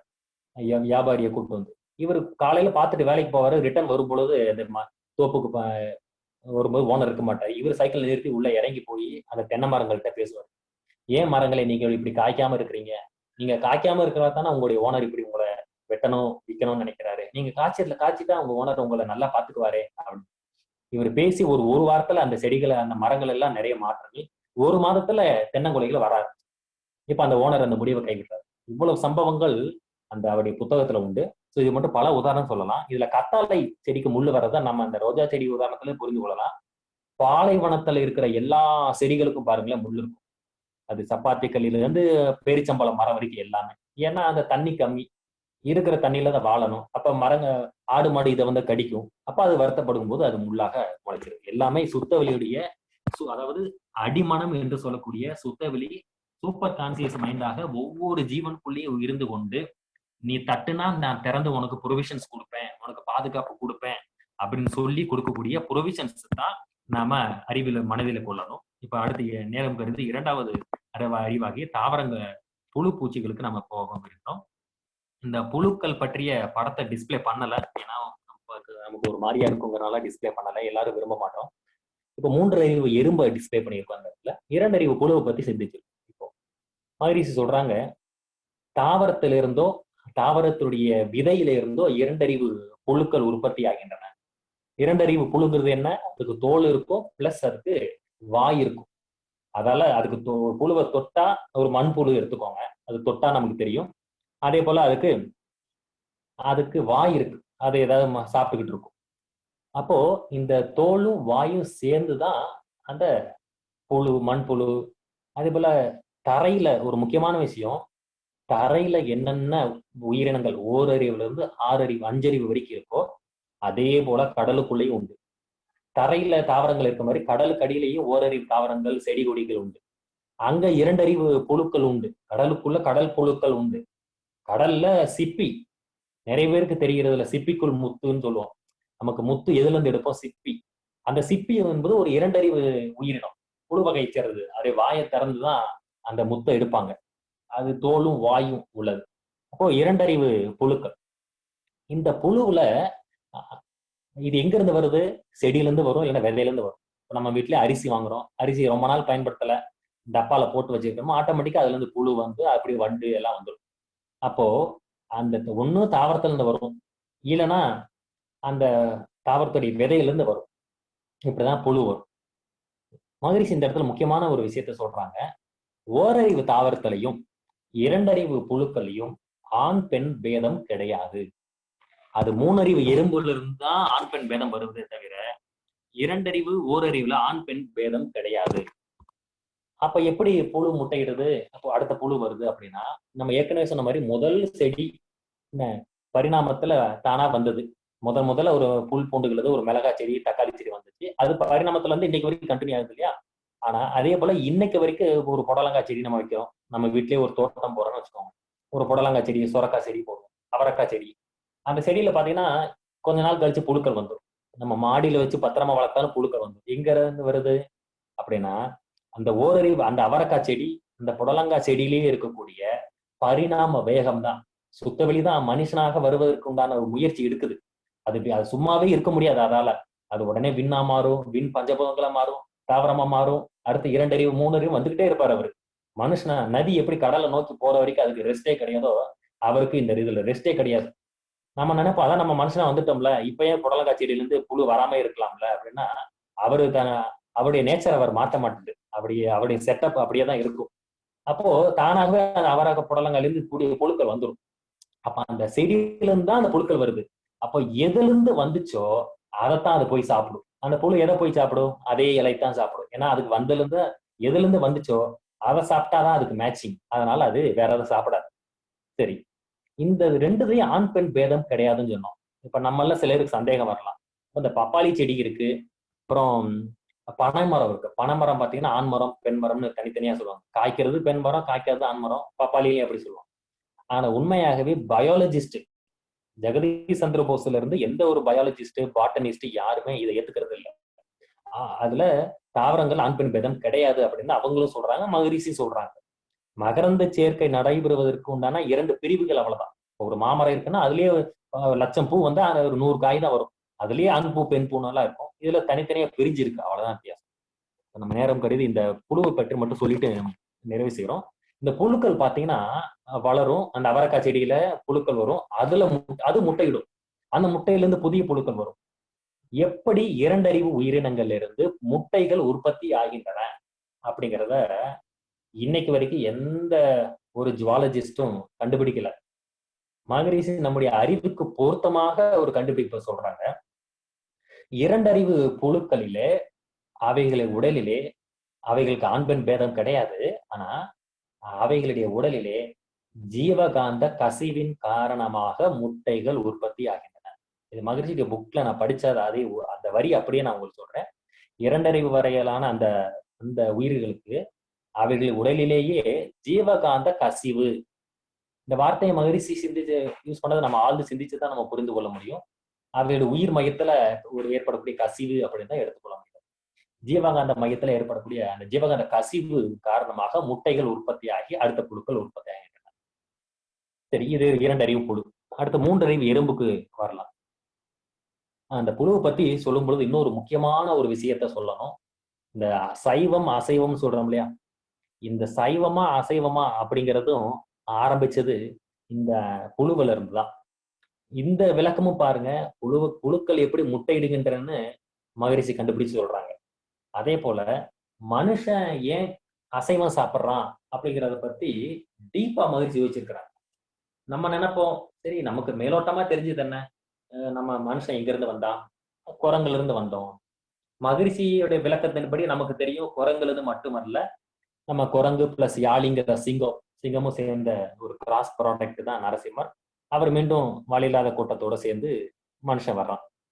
அப்போ சிங்கத்துடைய ஜீன்ஸ் நம்ம கிட்ட இருக்கிறதுனால தான் நம்முடைய தாய் வழியாக சைவத்தையும் தந்தை வழியாக அசைவத்தையும் சாப்பிட்டு இருக்கோம் இன்னைக்கு வரைக்கும். மனவளக்கலை பயிற்சிகளை உண்மையாக செய்து கொண்டு வந்தா, குறைந்தபட்ச காயகல்பத்தை மட்டுமே கூட சின்சியரா செஞ்சுக்கிட்டு வந்தா யாருக்கும் இந்த கறி சாப்பிட்ற பழக்கம் படிப்படியா விட்டுரும். அந்த வகையில முழு சைவமாக நம்மளால மாறிவிடும். அப்போ இந்த அசைவம் சாப்பிடக்கூடிய குணம் எங்கிருந்து வந்துச்சுன்னா, நம்ம மகரிஷியுடைய உயிரின பரிணாமத்தை ஓரளவு தெரிந்து கொண்டவர்களுக்கு ஓகே சிங்கத்துல இருந்து வந்திருக்கு. ஆனா பின்னோக்கி போனா 4 அறிவு 3 அறிவுல இருந்து அங்கேயும் அசைவம் இருக்கு, நான்வெஜ் இருக்கு. அப்ப இன்னும் பின்னோக்கி போனா எங்க ஆரம்பிக்குது இந்த கறி சாப்பிடுற பழக்கம், இந்த புத்தி அப்படின்னா 2 அறிவு புழுக்கள் இருந்தா உற்பத்தி ஆகுது இந்த குணம். இதுக்கு மகரிஷி நமக்கு நம்முடைய அறிவுக்கு பொருத்தமாக எப்பேற்பட்ட ஒரு விளக்கம் தர்றாங்க பாருங்களேன். இப்ப இமேஜின் பண்ணுங்க, நம்ம புழுவுடைய படத்தெல்லாம் போடலை, இமேஜின் பண்ணிக்கோங்க. இப்போ ஒரு புடலங்காய் செடி, ஒரு அவரைக்காய் செடியில இருந்து புழுக்கள் வருது. இப்போ அது எதுல இருந்து வந்துச்சோ அதையே தான் சாப்பிடும்னு சொன்னோமா, அந்த அவரைக்காய் இலையோ அந்த செடியோ அந்த இலையை தான் சாப்பிடும். சரி, இப்ப சாப்பிட்டுக்கிட்டு இருக்கு. இப்ப நிறைய எண்ணிக்கையில பெருகிக்கிட்டு இருக்கு. இப்போ இந்த புழுவுக்கு என்ன இல்லைன்னு சொன்னோம், கண்ணு கிடையாது, அதுக்கு காது கிடையாது, அதுக்கு மூக்கு கிடையாது. அவர்கிட்ட இருக்க 2 தான். அவரை தொட்டா தெரியும், அவர் கடிச்சா அவருக்கு தெரியும், அவ்வளவுதான். இவர் என்ன பண்ற, ஆனா இவருக்கு மனசு இருக்கு இல்லையா, இது பிற மற்ற உயிர்களிலிருந்து வரக்கூடிய அலைகளை உணரக்கூடிய சக்தி உண்டு எல்லாத்துக்கும், தாவரங்களுக்கும் உண்டு அது. அப்போ இது இலைகளை சாப்பிட்டுக்கிட்டு இருக்கு. இப்ப தன்னுடைய மத்த புழுக்கள் எல்லாம் இருக்கிறாங்க, மத்த ஓம்ஸ் எல்லாம் இருக்கிறாங்க. இவைகளும் எல்லாத்தையும் தாவரம், இவ எல்லாமே வெஜிடேரியன். இப்போ எந்த உணவை நாம சாப்பிடுறோமோ அதுக்கேற்ற மாதிரி அலைகள் நம்ம உடம்புல இருந்து வீசும். அப்போ மற்ற புழுக்களும் தாவரங்க அந்த இலையவே சாப்பிடுறதுனால இந்த புழு இப்ப சென்ஸ் பண்ணுது. இது மற்ற புழுக்களுடைய உடம்புலையும் அதே போல வெஜிடேரியன் வேவ்ஸ், அந்த வேவ்லென்த், அந்த ஃப்ரீக்வன்சி வர்றத இந்த சில புழுக்கள் சென்ஸ் பண்ணுது. அப்போ இந்த சக புழுக்களும் இதுவும் சைவம் தான், இதுவும் அந்த இலை தான், இதுவும் அந்த செடி தான், இதுவும் புடலங்காய் செடி தான், இதுவும் அவரைக்காய் செடி தான் அப்படின்னு நினைச்சுக்கிட்டு, அதுக்கு கண் இல்லை இல்லையா அப்படின்னு சென்ஸ் பண்ணிக்கிட்டு அந்த தன்னுடைய நண்பர்களான தன்னுடைய சகோதரர்களான மற்ற புழுக்களையும் போய் கடிச்சு, ஏன்னா அங்கேயும் அதே வேவ் தானே வருது, இங்கேயும் அதே வேவ் அங்கேயும் அதே வேவ், அங்க போய் அதையும் கடிச்சு அதை சாப்பிடக்கூடிய ஒரு பழக்கம் உண்டு. அப்போ ஒரு முறை கடிச்சுட்டா என்ன ஆகும், அது புலன்கள்ல பதிவாகும் இல்லையா, மகிழ்ச்சி நமக்கு எங்கெங்க பதிவாகுதுன்னு சொல்லுவார் இல்லையா. அப்போ அது கடித்து தன்னுடைய சகாக்களுடைய சதையை சாப்பிட்டு அது கடித்து அந்த சுவை அதோடைய வாயில பதிஞ்சிருது, அதை உடல் செல்கள்ல பதிஞ்சிருது, அது கருமையத்துல பதிஞ்சிருது. அப்ப பழக்கத்தின் காரணமாக திரும்ப திரும்ப செஞ்சு அதுதான் 3 அறிவு 4 அறிவு 5 அறிவுன்னு 5 அறிவு சிங்கம் வரைக்கும் வந்திருக்குன்னா அது இன்னும் எத்தனையோ கோடி வருஷத்துக்கு முன்னாடி புழுக்கல்ல ஆரம்பிச்ச குணம் தான் அது. இன்னைக்கு வரைக்கும் நம்ம கிட்ட அந்த குணம் மற்ற அன்புகிட்ட நம்ம பார்க்கிறோம். மனவளக்கலை பயிற்சி தொடர்ந்து செஞ்சா நமக்கு இந்த கறி சாப்பிட புத்தி கிட்டோம். அப்படி மனவளக்கலைக்கு வந்ததுக்கு அப்புறமும் கறி சாப்பிட்டுக்கிட்டு இருந்தோம் அப்படின்னா அது ஒரு மிகப்பெரிய பாவ செயல் அப்படின்னு மகரிஷி சொல்லல. மகரிஷி சில விஷயங்களை பெருந்தன்மையா சொல்லாம விட்டுருவாங்க. அதனால மகரிஷியுடைய குருவான ராமலிங்க வள்ளலார் சொல்றாங்க, ஊன் சுவை உண்டு உடல் வளர்த்தேனா. அதாவது அவர் 44 பாவங்கள் சொல்லுவார். மனுமுறை கண்ட வாசகம் அப்படின்னு ஒரு நூல், நீங்க போய் கூட கூகுள்ல சர்ச் பண்ணீங்கன்னா அந்த லிஸ்ட் மட்டும் வரும். ரொம்ப சுவாரஸ்யமா இருக்கும், அதிர்ச்சியாவும் இருக்கும். நல்லோர் மனதை நடுங்க செய்தேனான்னு ஆரம்பிக்கும். அதுல ஊன் சுவை உண்டு உடல் வளர்த்தேனா, கறி சாப்பிட்டு என் உடம்ப வளர்த்தேனா, என்ன பாவம் செய்தேனோ இன்னது என்று அறியேனேன்னு வள்ளலார் வருத்தப்பட்டு எழுதியிருப்பார். அப்போ அது எவ்வளவு பெரிய பாவம்னு தெரிந்து கொள்வோம். இப்போ 3வது அறிவாக்கி அந்த எறும்பை பற்றி சிந்திப்போம். எறும்புக்கு அதுக்கு 3 இருக்கும், தோல், வாயு, மூக்கு, இந்த 3 மட்டும் தான் இருக்கும், கண்ணும் காதும் கிடையாது. இப்ப நீங்க நினைக்கலாம், ஐயோ எறும்புக்கு கண் இல்லையா? இல்லையே, கட்டெரும்பெல்லாம் நம்ம கடிக்கும் போது அதுக்கெல்லாம் கண்ணெல்லாம் பார்த்துருப்போமே, அதெல்லாம் எறும்புக்கு கண் இருக்கு அப்படின்னு நம்ம நினைப்போம். அப்படி இல்லை. அந்த கட்டெரும்பு அப்படிங்கிறது அந்த எறும்பு ஃபேமிலியை தவிர அது எறும்பு கிடையாது. எறும்பு இருந்துச்சுன்னா, அதாவது கண்ணு இருந்துச்சுன்னா அது எறும்பு கிடையாது, அப்படிதான் நம்ம வச்சுக்கலாம். இப்போ பூனை எடுத்துக்கோங்க, பூனை இருக்கு, புலி இருக்கு, ரெண்டுமே பார்க்கறதுக்கு ஒரே மாதிரி தானே இருக்கு. இது சிறுசு அது பெருசு, பார்க்க ஒரே மாதிரி இருந்தாலும் இது வேற அது வேற தானே. அது போல உண்மையான எறும்பாக இருந்தால் அதுக்கு கண்ணு கிடையாது, அப்படி கண்ணு இருந்தால் அது அந்த ஃபேமிலி தானே தவிர அது கிடையாது. அப்போ எறும்புக்கு இந்த 3 தான். அப்ப எப்படி அது வரிசையாக போகுது அப்படின்னா, அது இறைவன் எல்லாத்துக்கும் ஒரு வழி கொடுத்துருக்காரு. ஏற்கனவே இந்த புறமணம், கான்சியஸ், சப்கான்சியஸ், சூப்பர் கான்சியஸ் பத்தி நம்ம பார்த்தோம். அதுல இந்த எறும்புகளுக்கும் மனசு இருக்கு இல்லையா, அது வருத்தப்படுது, ஐயோ என்கிட்ட கண் இல்லையே, நான் எப்படி இனிப்பை போய் தேடுவேன் அப்படின்னு அது வருத்தப்படுது. அப்படியா, ஒன்னும் கவலைப்படாத, உனக்கு நானு மூக்கு மூலமாவே ஸ்மெல் சென்ஸ் அதிகமா கொடுக்குறேன், அப்படி கொடுத்துட்டு நீ கண்டுபிடிச்சு போறதுக்கு உனக்கு ஒரு ஆசிட் தரேன்ப்பா அப்படின்னு சொல்றாரு. அந்த ஆசிடுக்கு பேர் தான் ஃபார்மிக் ஆசிட். இப்ப நம்ம வீட்டிலே எறும்புகள் எல்லாம் வரிசையா போகும். அப்படி வரிசையா போகும்பொழுது நீங்க பாத்தீங்கன்னா அந்த எறும்புகள் வரிசையா போகும்பொழுது நம்ம விரல வச்சு குறுக்க நீங்க கை வச்சு அழிச்சீங்கன்னா அந்த எறும்புகள் எல்லாம் ஸ்டக் ஆகும். அதுக்கு கண் இருந்தா வரிசையா போகலாம்ல, அப்படியே நிற்கும் எல்லாமே. கொஞ்ச நேரம் கழிச்சு அப்புறம் போயிடும். எப்படின்னா, முதல்ல ஒரு ஸ்வீட், ஒரு இனிப்பை பார்க்கும்போது அந்த எறும்பு விதவிதமா நடந்து வரும், ஒரே நேரத்துல வராது. ஆசிட், ஃபார்மிக் ஆசிட் தரையில சுரந்துகிட்டே வரும், அதுல ஏறி மற்றதெல்லாம் நடந்து வரும். நம்ம கையை வச்சு அழுத்தும் பொழுது அது அந்த கண்டினியூட்டி போயிடுது. அப்புறம் ஏதாச்சும் ஒரு எறும்பு மறுபடியும் அதை பிரிட்ஜ் பண்ணிடும். இந்த இடத்துலதான் மகரிஷி சொல்றதை நம்ம ஒரு கதையை நம்ம ஞாபகத்தில் இருக்கணும். ஒரு கருத்து, திறக்க முடியாத பூட்டே கிடையாது, சரியான சாவி கண்டுபிடிக்காதவர்கள் தான் உண்டு. அதே போல தீர்க்க முடியாத பிரச்சனை என்று எதுவுமே கிடையாது, அதுக்குண்டான வழிகளை கண்டுபிடிக்காதவங்க தான் உண்டு அப்படிங்கிறதான் உண்மை. அதே போலத்தான் திறக்க முடியாத பூட்டே கிடையாது, என்கிட்ட கண்ணு இல்ல, நான் 3 அறிவு எறும்பு தான், ஆனா என்கிட்ட கண்ணு இல்ல, நான் வரிசையா போகணும் அப்படின்னு நினைச்சா திறக்க முடியாத பூட்டே கிடையாதுங்கிறதுனால அதுக்கு சாவியை இறைவனே கொடுத்து ஃபார்மிக் ஆசிட், உனக்கு கண்ணு தானே இல்ல, உனக்கு ஆசிட் நான் கொடுக்குறேன், ஆசிட் தான் உனக்கு கண்ணுன்னு கொடுத்துட்டாரு. இப்படிதான் இந்த படத்துல பார்க்கக்கூடிய எறும்புகளோட பாருங்க, இவைகள் ஒருபடி மேல அறிவு எப்படி பாருங்களேன். இவைகள் ஒரு இலையில இருந்து இன்னொரு இலைக்கு போகுதா, அதுக்கு அதுக்கு அதுகளே பாலம் கட்டுது பாருங்க. இத அனிமல் சேனல்ஸ்ல நான் லைவாவே பார்த்தேன், அந்த நியூஸ்லயே, அந்த வீடியோலயே. அவைகளே ஒண்ணுக்கு ஒண்ணு அப்படியே கை, நம்ம இப்படி கையை கோர்த்துக்கிற மாதிரி அதுவே கொஞ்சம் கொஞ்சமா கோர்த்து அப்படியே பிரிட்ஜ் மாதிரி இன்னொரு இலையை போய் பிடிச்சி. இப்ப எல்லா எறும்பும் வரிசையா போகுது. கடைசியா என்ன பண்ணுது, எங்க இருந்து இந்த முதல் இலையில இருந்து ஸ்டார்ட் ஆனதோ அந்த எறும்புகள் வரிசையா மெத்தது மேல ஏறி போய் கரெக்ட் கொஞ்சம் கொஞ்சமா அந்த பிரிட்ஜ் குறைஞ்சிக்கிட்டே வந்து ஒரு எறும்பு கூட கூட கீழே விழுறது இல்ல. கீழே விழாம எல்லாமே எடுத்து போயிடும். இறைவன் அப்படி பேரறிவை கொடுத்திருக்கிறாரு. இப்ப 4வது அறிவாக நம்ம சிந்திக்கவிருக்கிறோம். 4 அறிவுனா என்ன அப்படின்னா, அதுக்கு தோல் இருக்கணும், வாய் இருக்கணும், மூக்கு பிளஸ் கண்கள், அப்புறம் அந்த கண்கள், இது வரைக்கும் இருந்தா அது 4 அறிவு அப்படிங்கிறது. அந்த வகையில பாம்பு அப்படிங்கிறது ஒரு 4 அறிவு உயிரினம். ஒவ்வொரு அறிவுலயும் ஒரு எக்ஸாம்பிள் சொல்றோம். அதுலயே பல டைப் இருக்கு.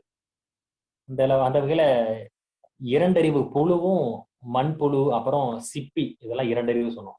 3 அறிவு எறும்பு, கரையான், இதெல்லாம் 3 அறிவு. இன்னொரு முக்கியமான விஷயம் நம்ம பல பேருக்கு தெரியாது. கொசு, நம்மளை கடிக்கக்கூடிய கொசுவுக்கு 3 அறிவு தான். அதுக்கு கண்ணே கிடையாது, காதும் கிடையாது. அது ஸ்மெல்ல மட்டும் வச்சுதான் நம்மளை கடிக்கும். நம்மளை கடிக்கிறது எல்லாம் பாத்தீங்கன்னா, அந்த கொசுக்கள் பாத்தீங்கன்னா அதுக்கு கண்கள் கிடையாது. அடுத்து கண்கள்னு ஒண்ணு வந்துச்சுன்னா அதுதான் 4 அறிவு. இந்த 4 அறிவுக்கு உதாரணமாக ஒரு பாம்பு படத்தை டிஸ்பிளே பண்ணியிருக்கோம். நம்ம வந்து பயமெல்லாம் பட வேண்டியதில்லை, போட்டோ தான். 4 அறிவு பாம்பு மட்டும் தானா அப்படின்னா பாம்பு மட்டும் கிடையாது. நண்டு என்பது 4 அறிவு. அதே போல பல்லி இருக்கு இல்லையா, பல்லிக்கு காது கிடையாது. நம்ம தமிழ்நாட்டுல மட்டும்தான் ஒரு பழமொழி உண்டு, நம்ம பேசிக்கிட்டு இருந்தா, வீட்டுல பேசியிருந்தா பல்லி சவுண்ட் வரும், உடனே பல்லி சொல்லிருச்சுன்னு. பல்லிக்கு காதே கிடையாது. அப்படியே காது இருந்தாலும் அதுக்கு தமிழ் தெரியுமா? அது கிடையாது.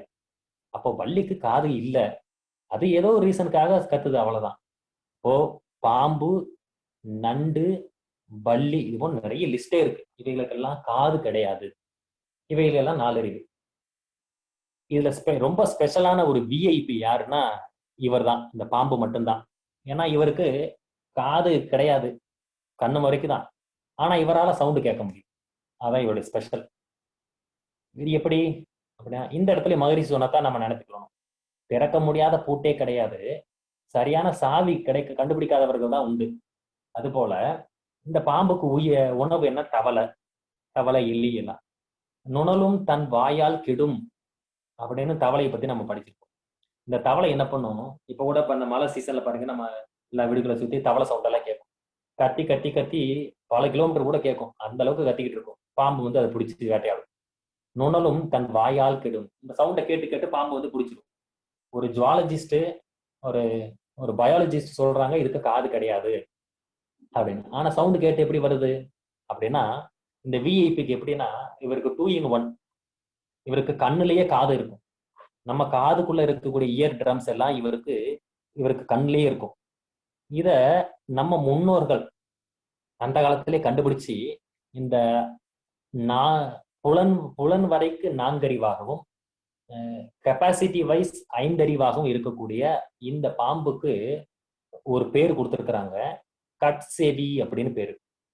இதெல்லாம் நம்ம ஸ்கூல்ல சிலப்பதிகாரத்துல எல்லாம் வரும். சிலப்பதிகாரத்துல இந்த ஏதோ ஒரு கதையில வரும், அந்த அவனை கோவலனை யாரோ பாம்பு கடிச்சுக்கும், தீண்டியது கட்செவி அப்படின்னு வரும். கட்செவி அப்படின்னா தமிழ்ல நம்ம அதுல அந்த அறிஞ்சொரு பொருள்ல விளக்கம் வரும். கட்செவினா பாம்புன்னு போட்டிருக்கும். ஏன் அப்படின்னா அதுக்கு பிரிக்கணும் அந்த வார்த்தையை, கண் பிளஸ் செவி அப்படிங்கிறது. கண்ணே பாம்புக்கு செவியாக இயங்கும் அப்படிங்கிறது. இதை ஆராய்ச்சி செய்வதற்காக, இதை கண்டுபிடிப்பதற்காக நம்முடைய அந்த அனிமல் சேனல், இந்த மாதிரி அனிமல் சேனல்ஸ் எல்லாம் அவங்க ரிசர்ச் பண்றாங்க. பாம்புகள்ல பலவிதமான பாம்புகள், மலைப்பாம்புல இருந்து அனகோண்டா வரைக்கும். அனகோண்டா விட்டுருப்பாங்க, மற்ற பாம்புகள் எடுத்துக்குவோம். இதை ரிசர்ச் பண்றாங்க. பாம்பு எப்படி மகுடி ஊதுனா அது ஆடுது, அதுக்கு காது கிடையாது. அப்புறம் எப்படி அதுக்கு மியூசிக் கேட்குது? நம்மளாம் நிறைய பேர் தப்பா நினைச்சிருப்போம், அதுக்கு அது வைப்ரேஷன்ல ஆடுது, பாம்பாட்டி ஆடுறத வச்சு ஆடுது. அவர் ஆடுறத வச்சு ஆடுதுன்னா அது எப்படி அங்கிருந்து வந்துச்சு அப்படின்னா, வைப்ரேஷன் கிடையாது, ஆடுறத பாக்குறதும் கிடையாது, அதுக்கு சவுண்டு கேட்கும். இதை கண்டுபிடிக்கிறதுக்காக இவங்க ரிசர்ச்சர்ஸ் என்ன பண்றாங்க, 2 பாம்புகள் இதுக்கு முன்னாடி மியூசிக்கை ப்ளே பண்றாங்க, ரெஸ்பான்ஸ் பண்ணுது. இப்போ ஒரு பாம்புக்கு கண்களை எடுத்து ஆப்ரேட் பண்ணிடுறாங்க, பண்ணிட்டு குணப்படுத்திட்டு மறுபடியும் இப்போ 2 ப்ளே பண்றாங்க.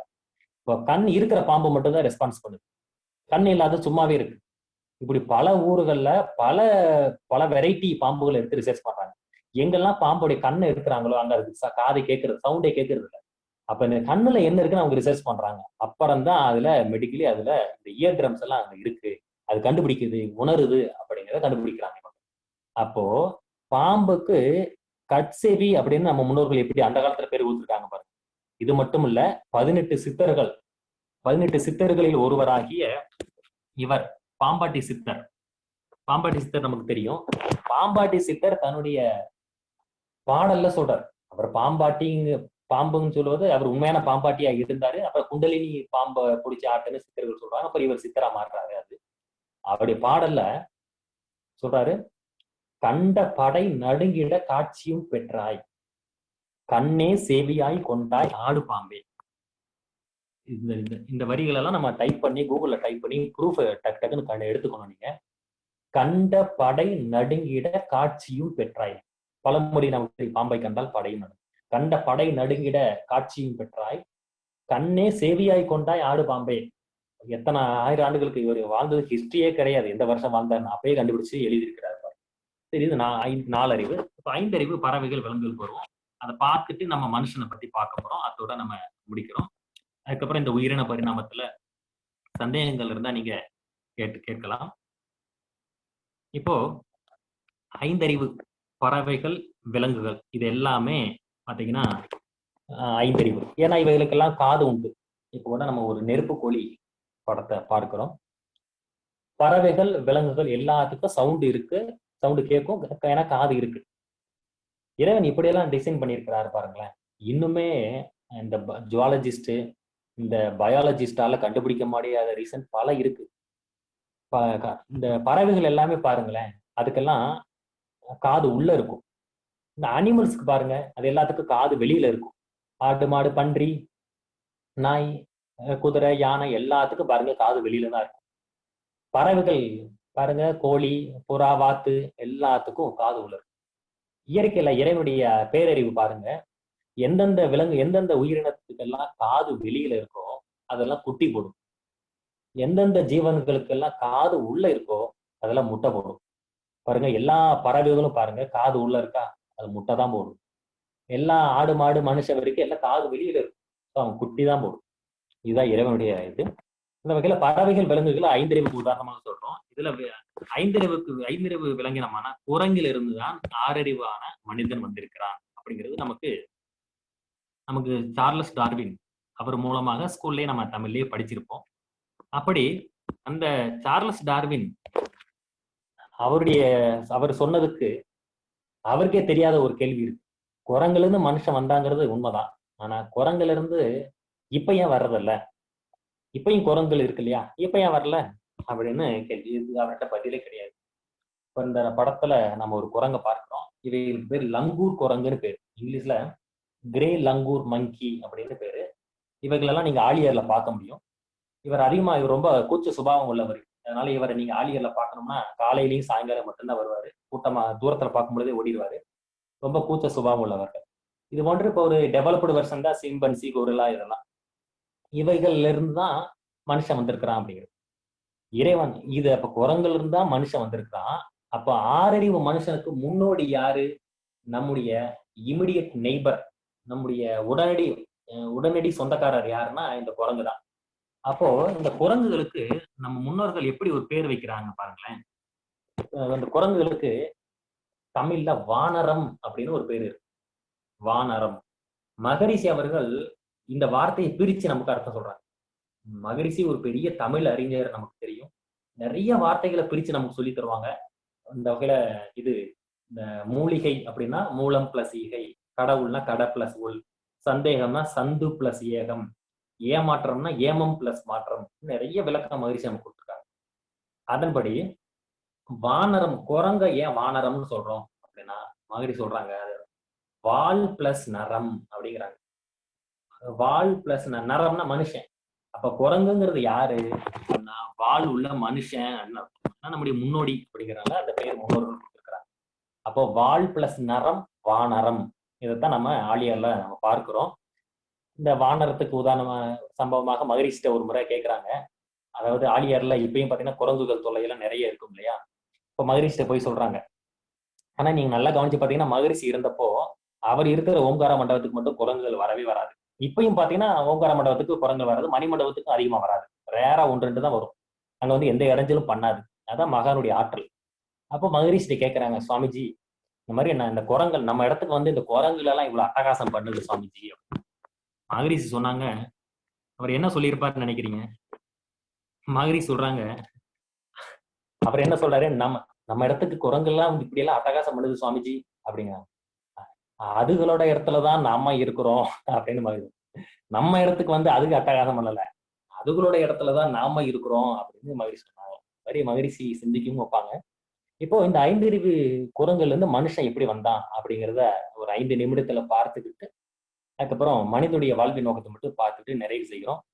அதுக்கப்புறம் நீங்க கேள்விகள் உயிரின பரிணாமத்துல நீங்க எந்த கேள்வினாலும் கேட்கலாம். இப்போ மனுஷன் குரங்குல இருந்து வந்தாங்கிறது உண்மைதான். சார்லஸ் டார்வினால பதில் சொல்ல முடியாத அந்த கேள்விக்கு மகரிஷி வழியிலையும் நம்முடைய முன்னோர்களுடைய நம்முடைய சமய பெரியவர்கள் முன்னோர்கள் அவங்களுடைய பேரறிவின் வழியிலையும் நாம விளக்கம் காணப்போறோம். மகரிஷி சொல்றாங்க, குரங்குல இருந்து வந்தாங்கிற உண்மைதான். குரங்குல மட்டும் வரல, வாலில்லாத ஒரு பெண் குரங்கு இருக்கும், மாமிச பட்சினியான, அது பேர் யாழின்னு சொல்லுவாங்க. ஞானமும் வாழ்வும் முன்னூறுல இந்த விளக்கத்தை மகரிஷி எழுதியிருப்பாங்க. அதை நான் அப்படியே சொல்றேன். வாலில்லாத ஒரு பெண் குரங்கு இருக்கும், ஏதோ ஒரு மாமிச பட்சினியான ஒரு ஆண் விலங்கு இருக்கும். சந்தர்ப்பவசமாக ஒரு இனச்சேர்க்கை ஏற்பட்டு ஒரு மூதாதை ஆண் உருவம் தோன்றியது. அந்த மூதாதை ஆண் உருவம் இனப்பெருக்க சக்தியோடு இருந்து அவைகள் மீண்டும் வாலில்லாத பெண் குரங்கு கூட்டத்தோடு சேர்ந்து வாழ்ந்து அவற்றுக்கு பிறந்த குழந்தைகளே மனிதர்கள் மகரிஷி சொல்லியிருப்பாங்க. நான் ரொம்ப நாளா யோசிச்சுட்டு இருந்தேன், மகரிஷி ஏன் இதை சொல்லல? என்னன்னா வாலில்லாத பெண் குரங்கு ஏதோ ஒரு மாமிச பட்சினின்னு ஏன் மகரிஷி சொன்னாங்க? மகரிஷியுடைய பேரறிவுக்கு உள்ளுணர்வுக்கு எல்லாமே தெரியும், ஏன் இந்த புக்ல சொல்லல அப்படின்னு நான் யோசிச்சுக்கிட்டு இருந்தேன். இப்ப வரைக்கும் அதுக்கு விட தெரியல. மகரிஷி துறவிகளின் அறிவு நிலை உயர்வை நாம் தெரிந்து கொள்ள முடியாது, அதனால ஏன் மகரிஷி எழுதலன்னு. ஆனா அப்ப என்னவா இருக்கும் நான் யோசிச்சுக்கிட்டே இருந்தேன். அப்புறம் மகரிஷியுடைய ஆடியோ எல்லாம் நான் கேட்டேன். மகரிஷியுடைய 50 ஆடியோ வச்சிருக்கேன், ஒவ்வொன்றும் 1 மணி நேரம். அதுல ஒரு இடத்துல மகரிஷி சொல்லுவாங்க, இந்த வாலில்லாத குரங்கும் யாழிங்கிற சிம்ம வகை சேர்ந்துதான் நரசிம்மர் அப்படிங்கிற மூதாதை ஆண் உருவம் தோன்றியது. இதை நம்முடைய வைணவ பெரியவர்களை கண்டுபிடித்து அப்படி தசாவதாரத்துல வச்சிருக்கிறாங்க அப்படின்னு சொன்னாங்க. அப்பதான் எனக்கு ரொம்ப ஆச்சரியமா போச்சு. அப்ப ரொம்ப நாளா தேடிக்கிட்டு இருந்தது அது யாழி தானா அது அப்படின்னு. இந்த யாழியை நீங்க கோவில்ல சிலைகள்ல பார்க்க முடியும், சிங்கம் மாதிரியே இருக்கும், சிங்கத்திலே கொஞ்சம் பெரிய சைஸா இருக்கும், அவர் தான் யாழி அப்படிங்கிறது.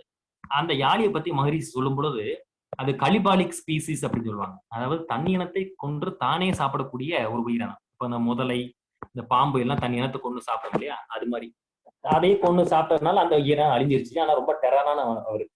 சிங்கம் கூட பாத்தீங்கன்னா இப்ப இந்த படத்துல நீங்க பாக்குறீங்க, இவர் தான் நம்முடைய தாத்தான்னு வச்சுக்கலாம். இவர் தான் இன்னைக்கு நம்ம எல்லாம் கறி சாப்பிட்றதுக்கும் இவர் தான் காரணம். இன்னைக்கு உலகத்துல போர் நடக்கிறது, கொள்ள எல்லாம் நடக்குது, எல்லாத்துக்கும் இவரும் ஒரு காரணம் அப்படி வச்சுக்கலாம். இந்த யாழி பாருங்க, முகம் பாத்தீங்கன்னா மனுஷன் மாதிரியே இருக்கும். அப்புறம் அந்த ஆடியோல ஃபர்தரா நான் கேட்கிறேன், மாதிரி சொல்றாங்க, மனித முகத்திற்கு அடுத்தபடியாக அந்த சிம்ம முகம் பாத்தீங்கன்னா மனித முகம் மாதிரியே இருக்கும், பொருத்தமாக இருக்கும். அப்புறம் தான் யோசிச்சு பாருங்களேன், இந்த புலி சிறுத்தை எல்லாம் முகம் வட்டமா இருக்கும், சிங்கம் மட்டும்தான் சதுரமா இருக்கும். நிறைய கேரக்டர் நம்ம கிட்ட சிங்கம் தான் இருக்கும்.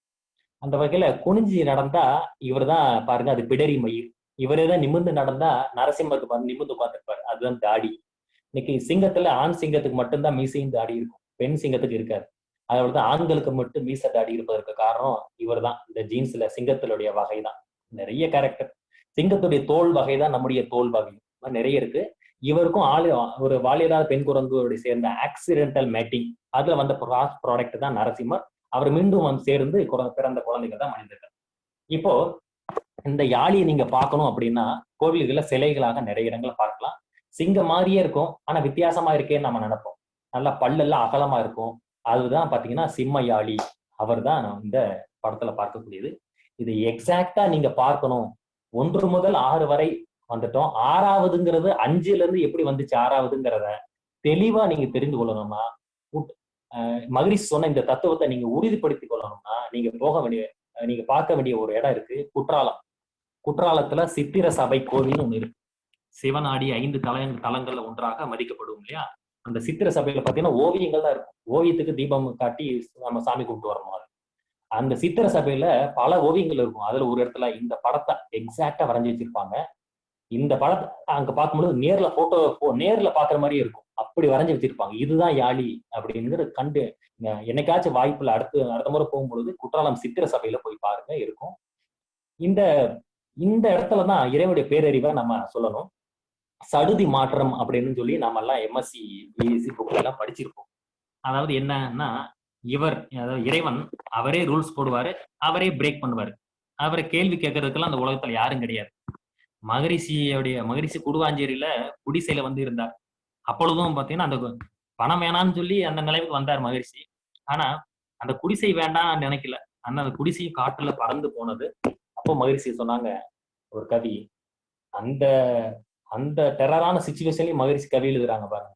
இயற்கை என்ற பேராட்டக்காரனுக்கு எல்லாரும் எடுத்தாலும் காய்கள், பிரிப்பான் சேர்ப்பான், பிரித்து எறிவான், இடம் மாற்றி வைப்பான், அருளுவான், பிழையென்று பேச உலகில் உண்டு பிறந்தார் உலகில் யார் உண்டு உலகில் அப்படின்னு எழுதியிருப்பார்.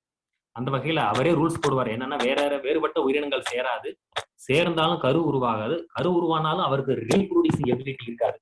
அப்படியே அப்படி இருந்தா தான் புதுசா ஒரு உயிரினம் வரும். அந்த வகையில வேறுபட்ட உயிரினங்கள் ஆடோட தான் சேரும், மாடோட தான் சேரும். கிராஸ் மேட்டிங் நடக்கும். ஒரு சில நாய் எல்லாம் கீழான உயிரினம் சொல்வதற்கு காரணம் அதுதான். ஏன்னா அவர் தான் கிராஸ் மேட்டிங்ல நிறைய ஈடுபடுவாரு. அதுல கன்சீவ் ஆகாது. இது ஃபர்ஸ்ட் ரூல்ஸ். 2வது ரூல், குதிரையும் கழுதையும் ஒரே ஒரு ஃபேமிலி, வேறுபட்ட இனங்கள் ஆனா ஃபேமிலி. அப்ப அவர்கள் சேர்ந்து கோவேறு கழுதை உருவாகும். ஆனா அந்த கோவேறு கழுதைக்கு ரீப்ரொடியூஸ் எபிலிட்டி இருக்காது. அப்ப அவருடைய 2 ரூல் அவரே பிரேக் பண்ணுவாரு. 3வது ரூலையும் பிரேக் பண்ணி தான் இன்னைக்கு எவ்வளவோ புது உயிரினங்கள் வந்துச்சு. அந்த வகையில மனிதன் அப்படிங்கிற புது உயிரினம் வந்ததற்கு காரணம் அவர் தன்னுடைய 3வது ரூல் அவரே பிரேக் பண்ணி வந்ததுதான். அப்படி வந்தவர் தான் நரசிம்மர். அவர் உட்கார்ந்து குனிஞ்சு நடந்தா யாழி, நிமிர்ந்து நடந்து குரங்கு உடம்பு சேர்ந்தா அவர் தான் நரசிம்மர். இந்த முகத்தையும் குரங்கு முகத்தையும் நினைச்சு பாருங்க. அந்த 2 சேர்ந்தா அதுதான் நம்ம முகம், வேற ஒண்ணுமே கிடையாது. இப்ப நம்ம மனுஷனாக வந்துட்டோம். மனுஷனாக வந்ததுக்கு அப்புறம் நம்முடைய வேலை என்ன அப்படின்னா, மகிழ்ச்சியுடைய பாடல சொல்லுவாங்க, ஆறறிவாக வாழ் மனிதர் அதற்கு ஏற்ப பொருத்தமுள்ள பேரு உண்மை பொருள் உணர்தல் அப்படின்னு. 6 வந்துட்டோம். இதற்கு ஏற்ப பாருங்க, இவ்வளவு இனங்கள், இவ்வளவு மக்கள் தொகை வந்துட்டோம். இவ்வளவு கூட்டமான மக்களுக்கும் ஒரே ஒரு அப்பா அம்மா தான். இந்த நரசிம்மர் தான் நம்முடைய அப்பா, யாழி தான் நம்முடைய தாத்தா, கால் இல்லாத குரங்கு தான் நம்முடைய அப்பா, அம்மாவும் அவர் தான், அவங்கதான் பாட்டியும் அவங்கதான். அப்போ இந்த கூட்டத்துல இருந்து நம்ம இன்னைக்கு நிமிர்ந்து நடந்து கொண்டுதான் இருக்கிறோம். நம்முடைய வாழ்வின் நோக்கம் என்ன? பின்னோக்கி போகணும். இந்த இடத்துல ஒரே ஒரு திருக்குறளை மட்டும் சுருக்கமாக சொல்லி நான் நிறைவு செய்கின்றேன். அகர முதல எழுத்தெல்லாம் ஆதி பகவன் முதற்றிய உலகங்கிறது இறைவன் உலகத்தை படைத்தான்ங்கிறது கிடையாது. இறைவன் உலகமாக பரிணாமித்துள்ளான் அப்படிங்கிறத வள்ளுவர் சொல்றாரு, மகிழ்ச்சி சொல்லுவாங்க. அதுக்கு என்ன காரணம்னா, இந்த தமிழ்ல இருக்கிற 12 எழுத்துக்களை நீங்க வரிசையா அடுக்குங்க. ஆல இருந்து அக்கு வரைக்கும், ஆனா ஆவனா ஐயனா வரிசையா பாத்தீங்கன்னா ஒவ்வொரு எழுத்தும் அதனுடைய முன்னாடி இருக்கக்கூடிய எழுத்துடைய தன்மாற்றமாக தான் இருக்கும். இப்போ ஊவண்ணான்னு இருக்கு, அது ஊங்கிற எழுத்துல இருந்து தன்மாற்றமாகி இருக்கும். இப்படியே பின்னோக்கி போனா ஆள் இருந்து ஆரம்பிச்சிருக்கும். இப்போ இதே மாதிரி மனுஷனை இப்ப வரிசையா அடுக்குங்க. இப்போ நாம சுத்தவெளி, விண்துகள், போன வாரம் பார்த்த விண்முதல் மண் வரையும் இதை சேர்த்து பாருங்க. சுத்தவெளி, விண்துகள், காற்று, நெருப்பு, நீர், நிலம், ஓரறிவு, ஈரறிவு, 3, 4, 5, 6 வந்தாச்சு. இப்ப ஆல இருந்து அக்கு வரைக்கும் வந்தாச்சா? இப்ப இங்க இருந்து பார்த்தா அக்குல இருந்து பார்க்கும்பொழுது ஆனாவுக்கும் அக்குக்கும் எந்த சம்பந்தம் இருக்காது. ஆனா பின்னோக்கி போனா சம்பந்தம் இருக்கா? அதுக்குள்ள இங்க இருந்து நம்ம பார்த்தோம்னா சுத்தவெளிக்கு நமக்கு எந்த ஒரு சம்மந்தம் இருக்காது. பின்னோக்கி போனா குரங்கு, யாழி, அங்கிட்டு பாம்பு, பல்லி, அடுத்து எறும்பு, அப்படியே புழு, அப்புறம் தாவரங்கள், அப்புறம் பஞ்சபூதங்கள், இப்படியே பின்னோக்கி போனா சுத்த வெளியில போய் முடியும். அப்போ இப்ப நம்ம ஆரம்பத்துல சொன்ன கவியை நீங்க யோசிச்சு பாருங்க. மகிரி சொன்னது இறைநிலை கனிமங்களிலே உறங்குகிறது. இந்த கவியை சொல்லி நான் நிறைவு செய்கின்றேன். அன்பர்கள் கேள்வி என்ன கேட்க, இறைநிலை கனிமங்களிலே உறங்குகிறது, தாவரங்களிலே விழுத்தெழுகிறது, விலங்குகளிலே நடக்கிறது, மனிதனிலே சிந்திக்கிறது. கரெக்டா? அப்போ மனிதனால் எதுக்கு சிந்திக்கணும்? நம்முடைய வாழ்வின் நோக்கம் அறிவின் முழுமை பெற. நாம இங்கிருந்து வந்தேன், இப்ப இந்த பிரபஞ்ச பரிணாமத்தையும் நம்ம பார்த்துட்டோம், உயிரின பரிணாமத்தையும் பார்த்துட்டோம். இப்ப யோசிச்சு பாருங்க, நாம ஏன் ஆடு மாடுகளை நேசிக்கிறோம், நாய் எல்லாத்தையும் நம்ம நாய் வளர்க்கணும்னு நினைக்கிறோம், நம்ம ஏன் செடி வளர்க்கணும்னு நினைக்கிறோம், இயற்கை மலையை ரசிக்கிறோம், எல்லாமே நம்முடைய முன்னோர்கள் அங்க இருந்தா நம்ம வந்திருக்கிறோம். நம்ம அப்பா மேல நமக்கு பாசம் இருக்கும் இல்லையா, நம்ம தாத்தா பாட்டி மேல பாசம் இருக்கும் இல்லையா, அது மாதிரிதான் நம்ம இவங்க எல்லாமே நம்முடைய முன்னோர்கள். அந்த ஜீன்ஸ் எல்லாம் நம்ம கிட்ட இருக்கனால தான் நம்ம கிட்ட எல்லாம் வேலை செய்யுது. அந்த வகையில மனிதனாக வந்தது பேரே பார்த்தீங்கன்னா மனிதன்னா மனம் பிளஸ் இதன். அந்த வகையில மனதை இதமாக வைத்துக் கொள்வதற்கு நாம மனவளக்கலை தொடர்ந்து செய்வோம். மனம்ங்கிற வார்த்தை மண் பிளஸ் அம்னு வந்துச்சு, சுத்த வெளியிலிருந்து வந்த வார்த்தை தான் மனம் அப்படிங்கிறது. அதனால மனிதன்ங்கிறது சுத்த வெளியில போய் முடியணும். அறிவு முழுமை அது முக்தி. இப்ப இவ்வளவு நேரம் நம்ம பேசிட்டு இருக்க கூட பாருங்களேன், இப்ப நம்ம ஒருத்தர் பேச இவ்வளவு பேர் கேட்டாலும் யாரு எதை பத்தி பேசுறா, யாரு கேட்கிறா, சுத்த வழிதான் இன்னைக்கு 100 பேராக வந்து பரிணாமம் அடைஞ்சு அவரே டெக்னாலஜியை வளர்த்து ஜூம் ஆப்பை உருவாக்கி அவரே தன்னுடைய ஹிஸ்டரியை பத்தி தன்னுடைய தற்பெருமைகளை அவரே இப்படி டிஸ்கஸ் பண்ணி அவரே தன்னுடைய அறிவுல முழுமை அடைவார். இதுதான் அந்த பேராட்டக்காரனுடைய திருவிளையாடல் என்று சொல்லி உரையை நான் நிறைவு செய்கின்றேன். இந்த நல்ல ஒரு வாய்ப்பை அளித்த சென்னை மண்டலத்திற்கு நன்றி கூறி நிறைவு செய்கின்றேன். வாழ்க வளமுடன்.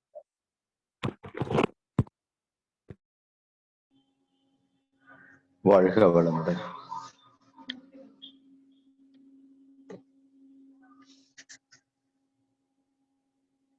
வாழ்க வையகம், வாழ்க வையகம், வாழ்க வளமுடன். அறிவிப்புகள். நாளை காலை 6:15 மணிக்கு சென்னை மண்டல ஜூம் இணையத்தில் சூரிய வணக்கம் மற்றும் உடற்தவம், சித்தர்களின்